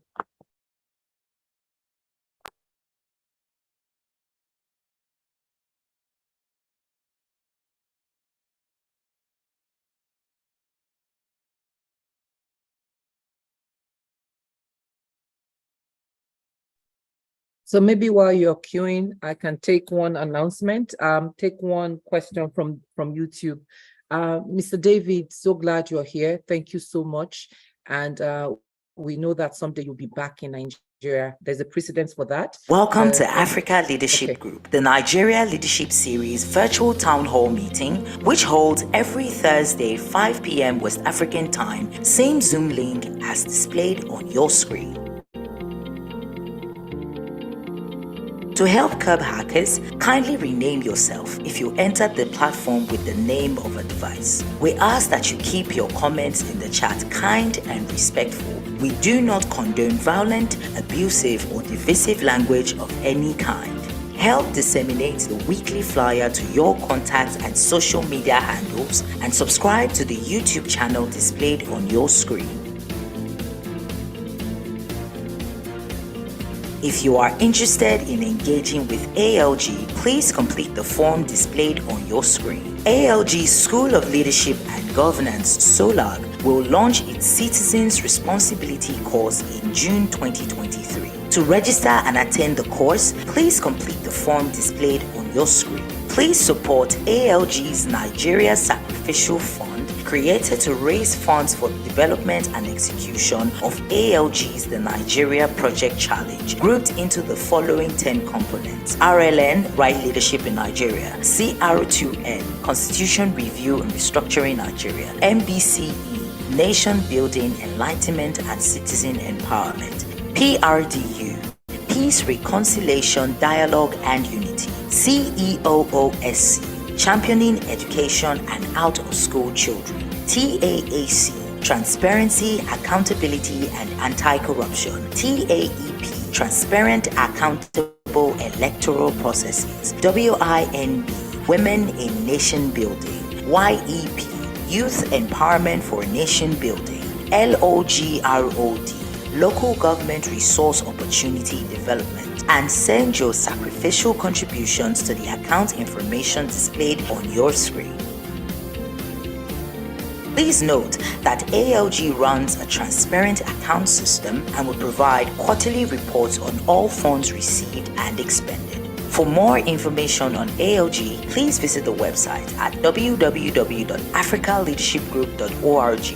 You can also send an email to membership@africaleadershipgroup.org or call 0703-187-1514. Please check out ALG's social media handles on LinkedIn and Instagram with the handles displayed on your screen. Thank you.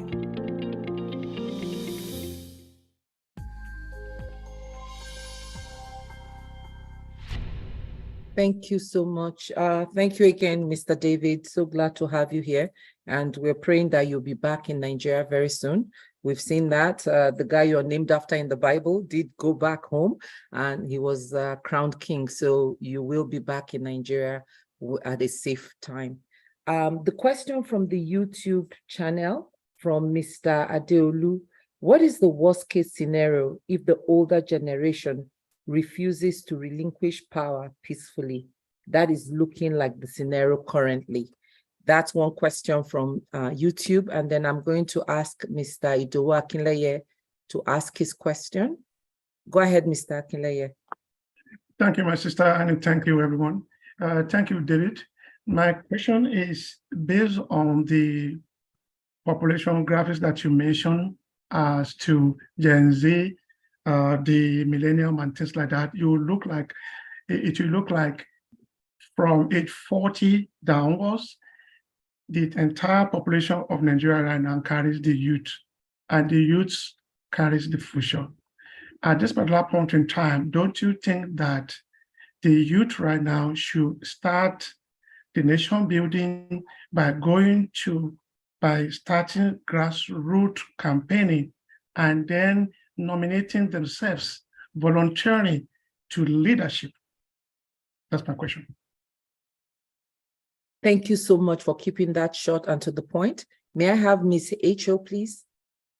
Yeah, my name in the social media space is Mama H.O. I was the one that asked Obi that question during the election period.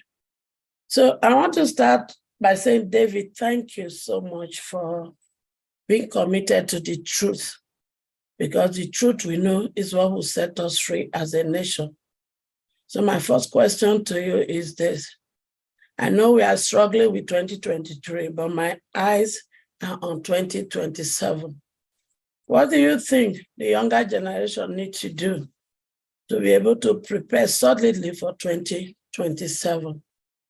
My other question is, I would love to work with you based on what I'm doing in my NGO. So, because I'm committed to this impunity that we need to stop so that we can prepare a better future for this younger generation, for the one growing up, and the one on board. So I reach out to you in your Twitter handle, and I would really love to work with you. How do we get that started? Those are my 2 questions, David. Thank you. Thank you. Thank you, Madam Mitchell, for keeping that very brief as well. Uncle Folabi, please go ahead with your question. David, my question is very simple. The US, UK, and 1 or 2 other European countries before the elections came out that they would do visa sanctions on perpetrators during the 2023 elections. The US has come out with a list of names that they have started with they've done their own. I don't know if they'll put out more names. I have not seen anything from the UK. My question is very simple. Do you think these sanctions are stringent enough, and are you advocating for them, or would you like to see stronger sanctions by these UK, US, and some other European countries? Thank you, and keep up the good work. Congratulations. Thank you. David, would you like to take those 3 questions and then we'll take the last set, or do you want everything together? I think I'll take those 3 first. Okay. So the first was, what is the worst case scenario if the old generation refuses to relinquish power peacefully? I don't want to foreshadow any kind of worst case scenario, because a worst case scenario in an African context, I think we know what a worst case scenario looks like. We're seeing one in Sudan currently. So I don't think anybody wants to see that. Any kind of resolution that will result in large scale war or conflict, I don't think anybody wants to see it, for the simple reason that war in Africa, there is nowhere in the world where war is a good thing, but in Africa especially, it's a particularly destructive thing, because war always ends up turning into some form of ethnic genocide. First of all, it always happens wherever there's a war in Africa. It's like we can't stop ourselves. And then secondly, Africa is already a very poor place, and Africa has historically always found it very difficult in 20th and 21st century to build infrastructure to drive economic growth. So anything that results in physical disruption of infrastructure is, Sudan is going to take another 30, 40 years to recover from the damage that has been done in a few weeks. So I don't want to believe that there's going to be a worst case scenario. I'm trying to stay positive. But if it's not an out and out war kind of scenario, as I mentioned earlier, what we could be looking at is that death by 1,000 cuts thing, which arguably is just as bad. And I think it's just as bad because while you are dying, you don't realize that you are dying, as is the case right now in Nigeria, where we're suffering, but it feels like we're living fairly normally. It's not until you leave Nigeria for a while that you realize just how crazy your existence there actually is. So I hope that situation doesn't worsen. And I guess the less said about that, the better. I can only appeal to the older generation. I'm not the one that's going to pick up a gun or whatever. I'm not that type. All I will do is write and talk. But for their own good, I hope they do what they're supposed to do. The next question was about young people going to the grassroots, I think was the term he used, and political volunteering at this point. I think what we've seen over the past year shows that they've already done that. I don't think it's going to change. I think it was Daily Faro to me was saying this to me a couple of days ago, that regardless of what happens in the coming few days and weeks and months, the political situation in Nigeria has permanently changed. And it hasn't permanently changed because of Peter Obi, but it has permanently changed because young people have all of a sudden come to an understanding that they actually have political power and they can actually use it. So it's, even if, as the gentleman said, the president-elect is sworn in and uses presidential power to scatter the case and all of that, even if that's what happens, the fact is that it has never before happened in Nigerian history that a complete no-hope party, like a no-hoper from nowhere, came from the fringes, from the outskirts, and in the space of just 9 months was, very vigorously dragging, a presidential election with an incumbent that has been in power for 8 years, and actually, won the country's most important city and its economic nerve center. That has never happened before. So I think now that young Nigerians have gotten a taste for what it is that they can actually do using the type of networking and campaigning and volunteering that they have already done, I don't think it's going to stop. I think they're already doing that. So I think when we talk about grassroots, we often have this mental image of people renting a bus and going to some village in the middle of nowhere with loudspeakers and saying that's campaigning. No, grassroots campaigning is also WhatsApp and Facebook stuff, which has had a huge outsized impact on the political situation we've seen over the past year. So I think they're already doing that, and I think they will become even more creative. It will become even, as internet penetration in Nigeria continues to grow, I think we're going to see more and more of this. So I think this is already happening.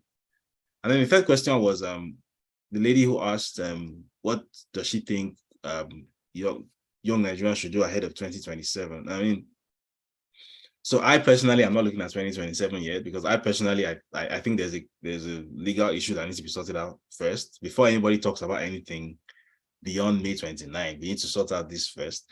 But if we want to talk about 2027, I think it's the same answer as that of the previous question, which is that young Nigerians have already realized that they have this power. So despite all of the rigging, despite all of the rewriting of results and all the snatching of ballot boxes and using TPEX to edit EC8 results, despite all of that, the party which young people adopted, or the platform that young people adopted as their political special purpose vehicle, even according to the official results, was still able to go toe to toe with the incumbents. So regardless, 2027 or any election after that, 2031, 2035, there's going to be the establishment, if it still exists in its current form, is going to have a real problem on its hands. Regardless, bear in mind that as at 2019, there was no significant opposition which was manned by young people. This entire Peter Obi phenomenon is less than 18 months old. So if young people were able to put this together in the space of 1 year, imagine what they will do when they've had 4 years. So I think that's the answer to that question. And then the final question from the gentleman who asked, these visa bans, travel sanctions, are they sufficient? And the answer to that question is absolutely not. So if you recall, when the ZANU-PF regime in Zimbabwe received sanctions, I think starting off in 2000 and no, the sanctions, they would date well back before 2000. I think as far back as 2001 was when they first got sanctions. What those sanctions did wasn't just to give people visa bans from traveling to the US or the UK or whatever. They got economic sanctions as well. I think economic sanctions are the real important sanctions. And the US and the UK have not imposed any kind of economic sanctions on this, but they just give them visa bans. What does it mean to have a visa ban? You can't travel to this country, okay, but you can still put your money in this country. And then more important, so why an economic sanction, or why economic sanctions would have been so much more effective than a visa ban, is that something like 85% of all global trade is denominated in the US dollar. So if the US Treasury Department designates you as a sanctioned individual, that means that wherever you are in the world, whether you are in the US or not, you cannot carry out financial transactions using the US dollar. So that means that you can't make international transfers, because any transfer that moves to the SWIFT system uses the US dollar. You can't make international transfers. You can't, so your children, for example, you're sending your children to school abroad, you can't pay their tuition fees. If you want to get surgery in Hong Kong or wherever, you can't pay your hospital bill. Those are what economic sanctions do. So if the US government, the US Treasury Department applies economic sanctions on these individuals, that's when I believe that the US is serious about this, not visa ban. Visa ban is absolutely, it's nothing. It doesn't do anything. When they apply economic sanctions, that's when I know that they're serious. Thank you. So we'll take the last two sets questions. Ms. Miss or Mr. Biola Sapo and Oluseyi. So please go ahead, Abiola. Mr. Yes, thank you very much. Thank you. Thank you very much, Mr. Hundeyin. I'm so pleased to hear you. I think you need to be commended for all the efforts you're making. Yes, two questions. Do you suspect, what do you think the young demographics, don't you think it is possible for the ranks to be infiltrated and then break you guys into a division? Two, do you as a person, even though you live in exile, do you feel safe when you go out? Thank you. Thank you for your question. Can I now have Oluseyi? I'm sorry, Mr. Dada, questions closed after Oluseyi. We can't take you, apologies. Please go ahead, Oluseyi. Okay, good evening. Can you hear me, please? Yes. Okay, David, thank you very much. My first question is that, how is the best way that younger people in the Gen Z, millennials and whatever, can actually now enter journalism, the proper and real journalism that has died out from this country, and get a voice and be trained properly to report things that should be reported in different aspects of our country? Because we all know what journalism does to countries, and right now we are not experiencing it in Nigeria. So how this noble profession that has fallen, how can we nurture it and get younger people to be involved and involved in the proper way, because the ethics have since gone to the dogs? Thank you very much. Thank you so much. So by veto power, Mr. Dada, please go ahead and ask your question. I've asked you to unmute. Thank you. Oh, thank you, madam. Thank you, David, for the good work. We've been on the clubhouse for some while now. David, I want to use this opportunity to give an, let me just say, a suggestion. You might take it or leave it. Like, you're doing a good job, and I found out that you spoke about the younger generations, which I also love in working with. I want to suggest that, like, you are doing this investigative journalism, how can we get this younger generation that are into different careers, like civil engineering department, doctors, nurses? Like, when we have ministers or senators that are appropriating bills for any project that has to do with doctor, nursing, civil engineering in Nigeria, and we all know that these people, they loot Nigeria treasury. How can we have generations, younger generations, that has this information at hand, and they will be writing, revealing all the secrets, how our money is being spent in the society? Because most of the time they will tell you the president didn't know that this is happening, this is not happening. So with the help of this social media, so that we'll be able to reveal their secrets, who are the senators or the speaker or the representatives that are involving in all these channels of money, spendings of our money for minister for roles and works. How are they spending money? Maybe we have generations of younger people that work, that has career in these directions. They'll be able to corroborate very well how those monies were being spent and all of that. If you can look into this direction, maybe you can have more awareness of our people to know that they can't continue blindfoldedly supporting a party for being partisan, but for the objectivity of they coming there to serve the country. So if you can take in this direction, I think it will really help us to have more political educations on ground. Thank you so much. Thank you so much. So those were the last set of questions, Mr. David. If you could take them and also include your closing remark. And I have a question that I would like to add to that bunch. You are outside the country, so I would say you are in the diaspora, not necessarily in exile. And if you could also share how you and others in this space can help nation building, whether it's advocacy with the international community on some of these economic sanctions that you spoke about. How can media, the Nigerian media outside Nigeria, help influence nation building? Thank you. Right. Sorry, I'm just taking notes, right? Okay. So the first question was about, I think the gentleman asked about potential infiltration of political movements put together by young people. I think we've already seen a few examples of what the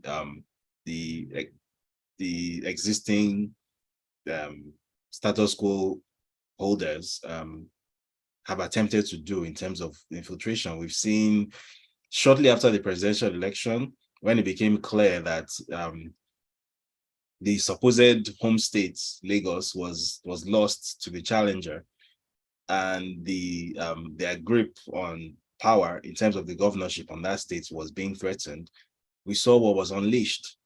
So in the 2 weeks or the 3 weeks between both elections, that's when we saw all of a sudden this narrative about this person coming from this ethnic group, but his mother is from that ethnic group and he married from that other ethnic group. So he's not really one of us, or he doesn't speak the language in the right accent. So that was all part of this very complicated effort to create a division where it didn't exist before, which was, then the entire point of doing that was to create the narrative that, okay, we might have lost the presidential election fair and square, but when it came to the governorship, it was tight or it was close, which gives them a better opportunity to manipulate the results. That's what that whole thing was. Because looking at the situation with any slight hint of objectivity, the idea that somebody whose surname is Rhodes Viver isn't, from that ethnicity, or, somebody who is actually indigenous to Lagos, and then the people who were pushing these narratives weren't actually even indigenous to Lagos. And then they made it out that, okay, this person that wants to be governor of Lagos, who is indigenous to Lagos, is not actually from here. His middle name is Chinedu and all that nonsense. That's what infiltration, that's the form that political infiltration takes, where people's prejudices can be weaponized against them. Right. So that already happened. Another instance of where this happened, or something like this, not quite in that on that scale, but the ongoing drama surrounding the supposed chairmanship of the Labour Party. Right. So we're seeing some fellow who came out from the woodwork from somewhere, who is now claiming that he's the chairman and he wants to withdraw cases as the presidential, petition and all whatnot. So that is how that generation thinks of, or that's how that political generation thinks of. That is what that political generation thinks of as infiltration of youth movements. However, the flip side to that is they don't really have any new tricks. So what has been suggested, for example, is that following this election cycle, regardless of what happens, whether a mandate is recovered or whether it's not, the special purpose vehicle, which was adopted for the purpose of this election, which was Labour Party, it's been suggested that it should be discarded with, and that the younger demographic should put together their own party from scratch to prevent such potential infiltration from happening. But I think that even if that happens, there's on an individual level, and this is also what I personally learned from what we witnessed during the gubernatorial elections in Lagos.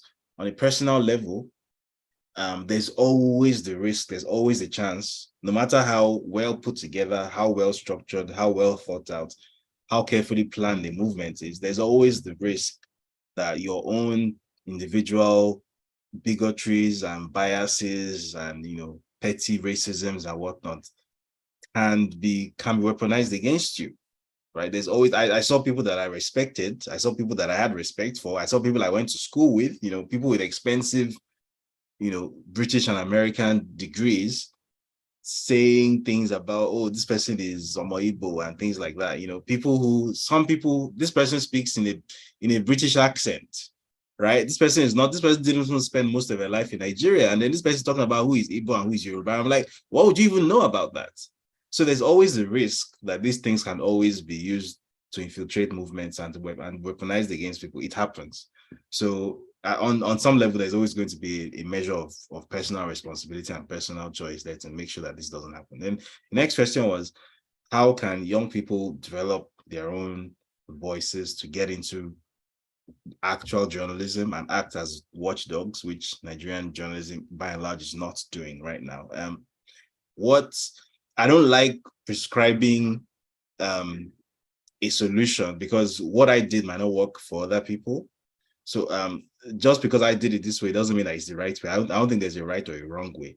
But what I would suggest is, broadly speaking, the majority of the reason why the Nigerian media isn't able to fulfill this function is because Nigerian media is financially subservient to the people who hold power. So if you are trying to develop that kind of voice, then you need to be financially independent of those people. So first of all, it's unlikely that this is going to be, if you are doing that, then it's unlikely you're going to be a traditional print medium or a traditional broadcast medium. That's very unlikely. If it's a newspaper or a radio station or a TV station, it's captured by interest already. That's just how it works in Nigeria, right? Even the investment that goes into setting up a newspaper, before you have that kind of money and spend that kind of money, yeah, there's every possibility that you are part of the system already, right? You're not a young upstart. Same thing with getting a radio or a TV license. Even if you have the money somehow, before you even get that permission, because the president has to sign off on every license, believe it or not. So there's all sorts of reasons why that might not be feasible. So I would recommend looking at the internet space first and foremost. Internet penetration in Nigeria, I believe, is now up to 86%.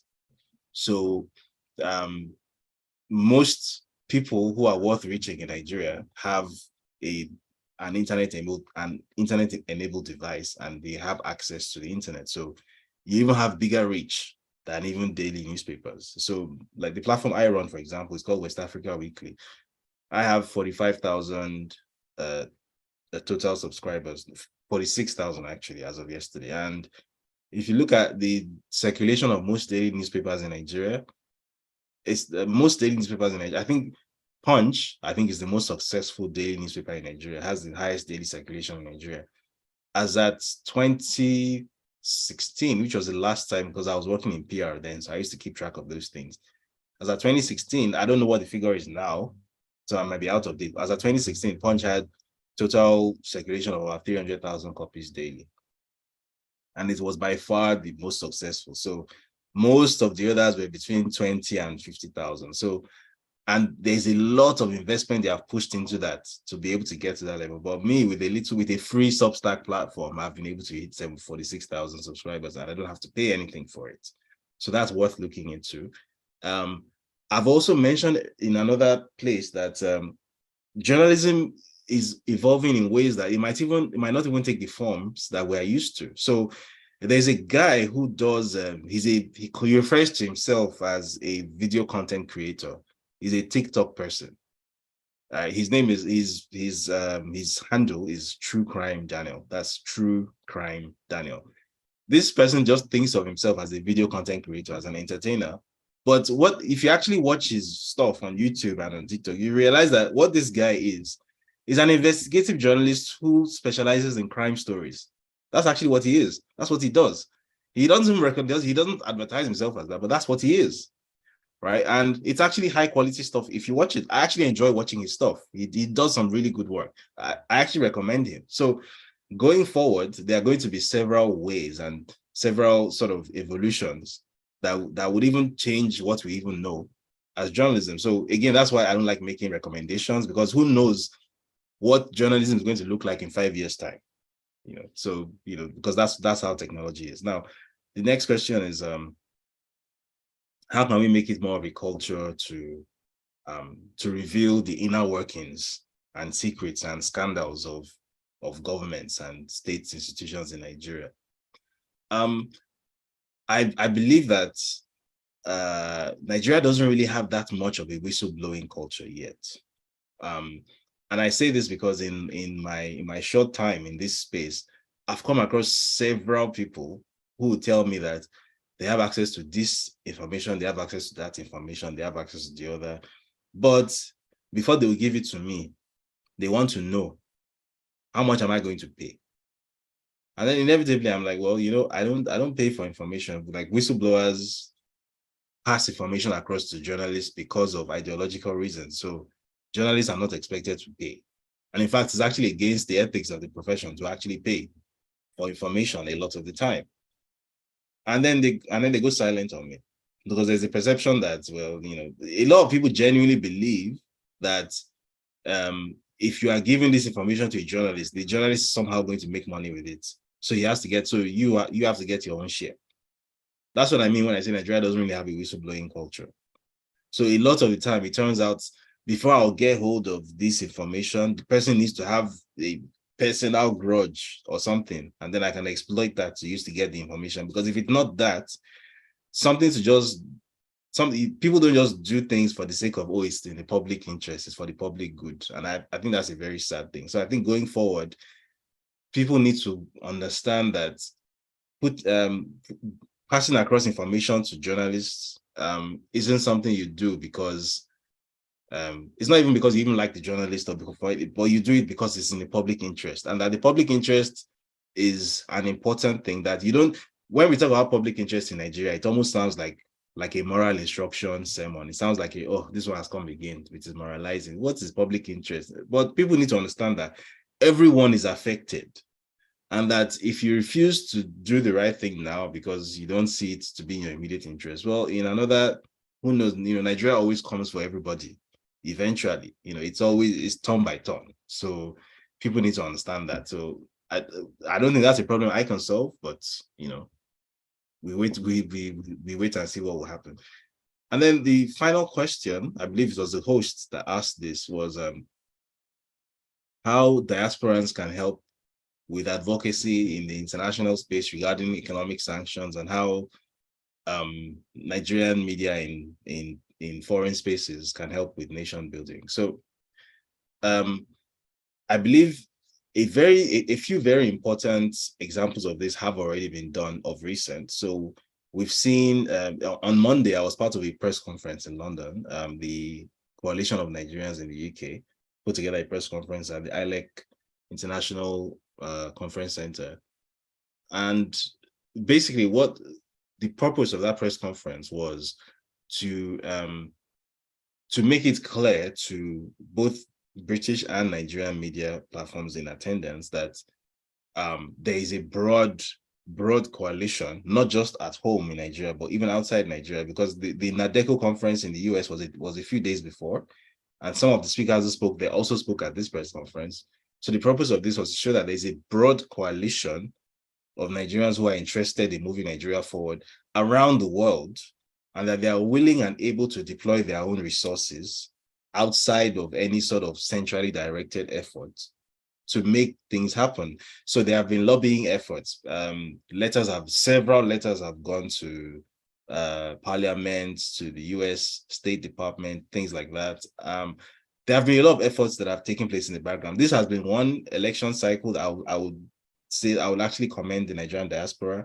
The Nigerian diaspora has more than carried its weight during this election cycle. However, the caveat to that is after the elections eventually go away, that energy needs to be maintained, because I feel like Nigerian diaspora really comes alive like once every 4 years. It needs to be a constant thing. The Nigerian diaspora needs to realize that a lot of Nigerians in Nigeria, or most Nigerians in Nigeria, don't really have a voice, because number one, they are poor, and then number two, they are muzzled. You can't say much when you're in Nigeria. That's why I had to leave, right? If you talk too much, they will kill you. That's just how it is in Nigeria. So the Nigerian diaspora, whether there's an election or not, Nigerian diaspora needs to constantly engage. And if you look at certain diaspora populations, so for example, the Pakistani diaspora is very good at this, right? Pakistani issues are always at the front, whether there's an election going on or not. The diaspora I'm talking about, some of them haven't been to Pakistan in 30 years. But just for the fact that they came from Pakistan, they were born there, they see part of their existential mission as taking part constantly in local Pakistani issues in the international space. So they're constantly on it. Same thing with the Israeli diaspora or the Jewish diaspora. Many of them are not even Israeli citizens. They're just Jewish people who maybe they were born in the US or whatever, they play an active role in, lobbying on behalf of Israel in the US and international space. So I think we need to, we certainly have the numbers to do that. And increasingly, I think it's also becoming clear that we also have the resources to do that, because a lot of Nigerians living outside of Nigeria happen to be very successful people. They're, well-educated professionals. So, and for a long time, the problem was that they couldn't aggregate their resources. But I think that is starting to change. So I will actually commend the diaspora a lot this time around. But what I would just plead with, especially those of them who are watching, is that after this whole election cycle goes away, they shouldn't go back and rest. They need to continue doing exactly what they're doing. And because how the international press and how governments like the UK and US government work is that once it's out of sight, it's out of mind. They always respond to pressure. So you constantly have to put in pressure on before you get what you want. So yeah, I hope that answered the question. Thank you so very much for answering those questions. I'll hand over back to Mr. President now for his closing remarks. And there are forms in the chat room on how to get engaged with ALG. And also we're just taking a feel of those that will be interested in participating in our Citizens Responsibility course. So the course is under works, but the form is just for us to reach out to you and get a feel of those that will be interested in participating. Over to you, Mr. President. Well, let me thank everyone for being part of the program today. We're truly, truly very grateful. Thank you, David. You did an excellent job.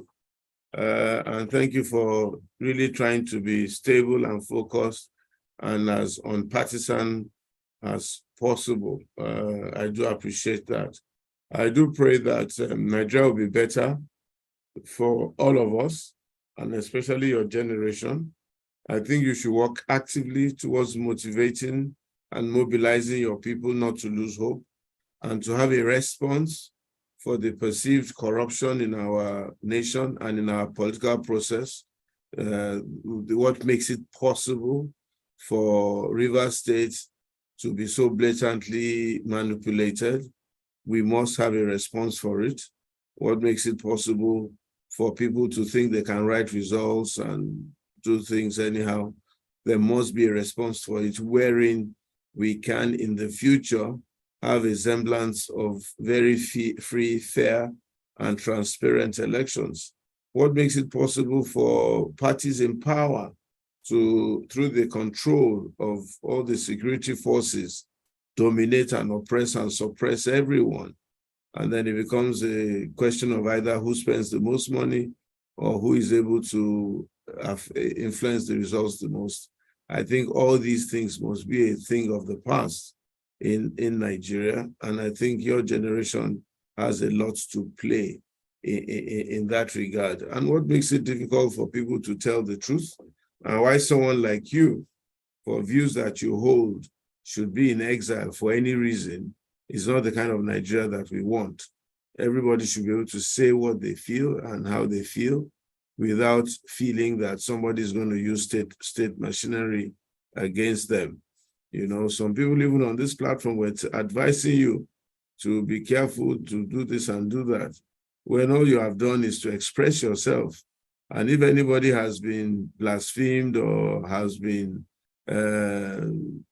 whatever, they should go to court and sue you and let the court take its course. If they feel that you've demeaned their character, you've said something wrong against them, it should be the law. The law should take its course.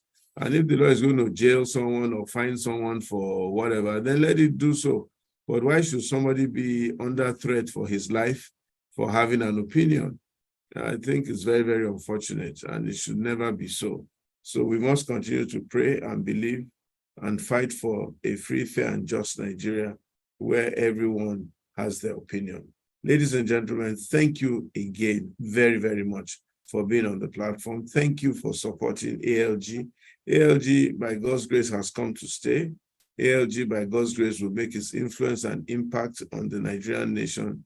ALG will help to transform the thinking, of the average Nigerian. One of the problems with Nigeria really is the thinking and the mind of the average Nigerian. It's been brutalized by many, many years of oppression and suppression, even from colonial times, and now from neo-colonial people. If we can change the thinking of the Nigerian, then Nigeria truly will be free. God bless you. Have a good weekend and have a good rest of the evening. Thank you. Good night. God bless you. God bless Nigeria. Saw that in the chat.